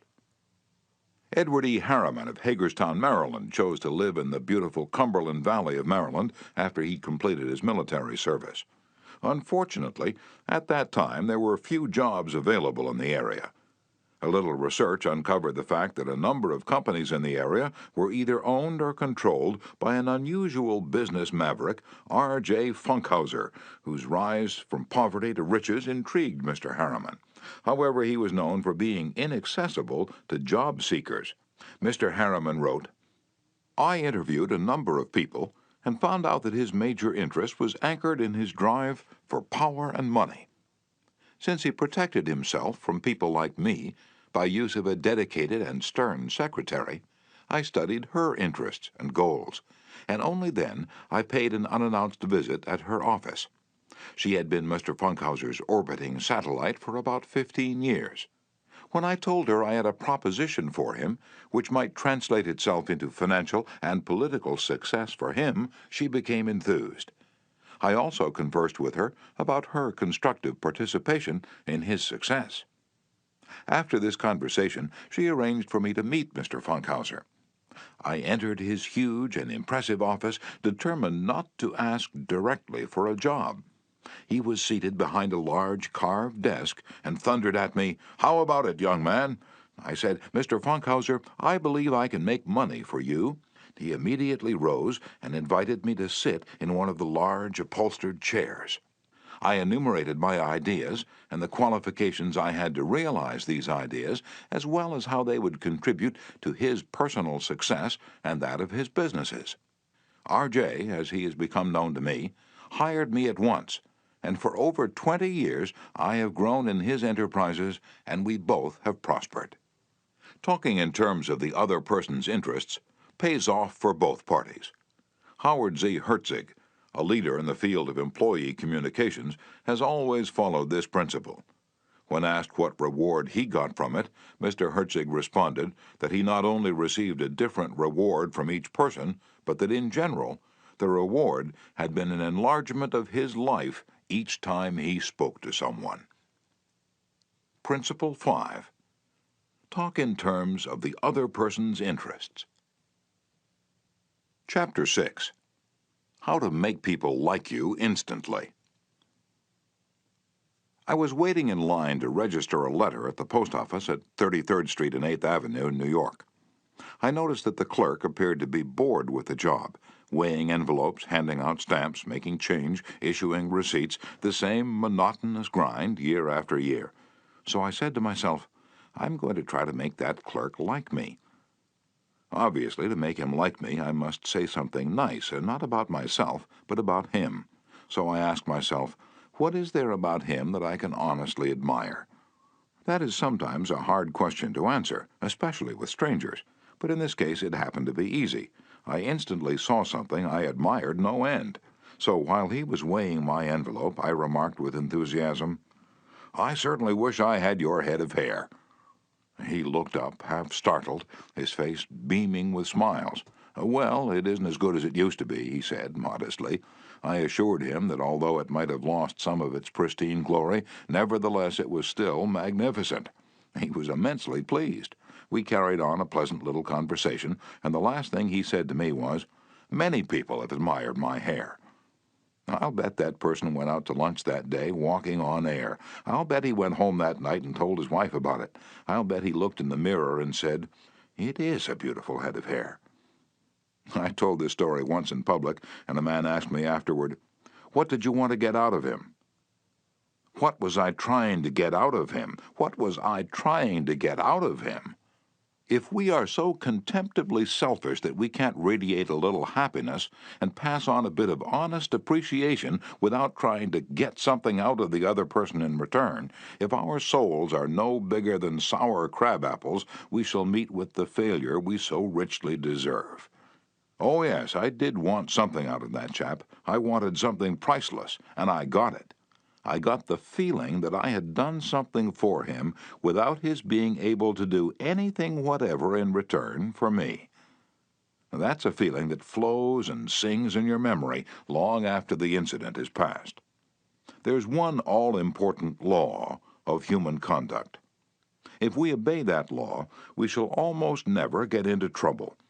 In fact, that law, if obeyed, will bring us countless friends and constant happiness.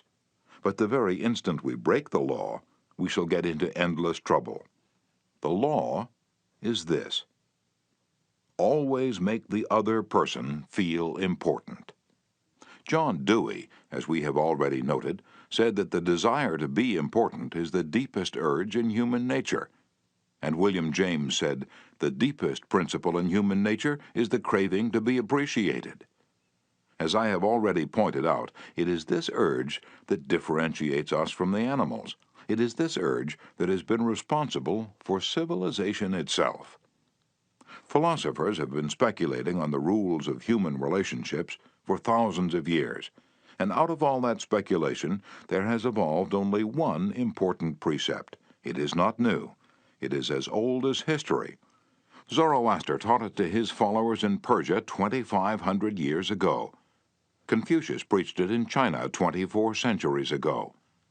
Lao Tse, the founder of Taoism, taught it to his disciples in the valley of the Han. Buddha preached it on the bank of the holy Ganges 500 years before Christ.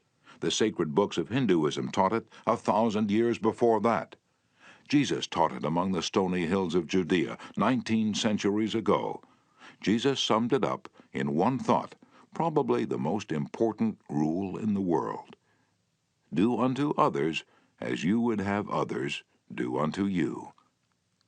You want the approval of those with whom you come in contact. You want recognition of your true worth. You want a feeling that you are important in your little world. You don't want to listen to cheap, insincere flattery, but you do crave sincere appreciation.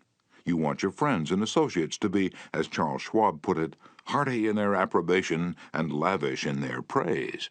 All of us want that. So let's obey the golden rule and give unto others what we would have others give unto us. How? When? Where? The answer is all the time, everywhere.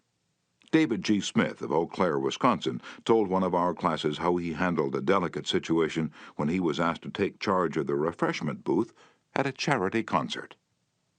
The night of the concert, I arrived at the park and found two elderly ladies in a very bad humor standing next to the refreshment stand. Apparently, each thought that she was in charge of this project. As I stood there pondering what to do, one of the members of the sponsoring committee appeared and handed me a cash box and thanked me for taking over the project. She introduced Rose and Jane as my helpers and then ran off. A great silence ensued. Realizing that the cash box was a symbol of authority of sorts, I gave the box to Rose and explained that I might not be able to keep the money straight and that if she took care of it, I'd feel better. I then suggested to Jane that she show two teenagers who'd been assigned to refreshments how to operate the soda machine, and I asked her to be responsible for that part of the project. The evening was very enjoyable, with Rose happily counting the money, Jane supervising the teenagers, and me enjoying the concert.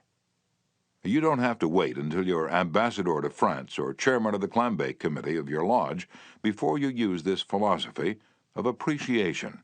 You can work magic with it almost every day.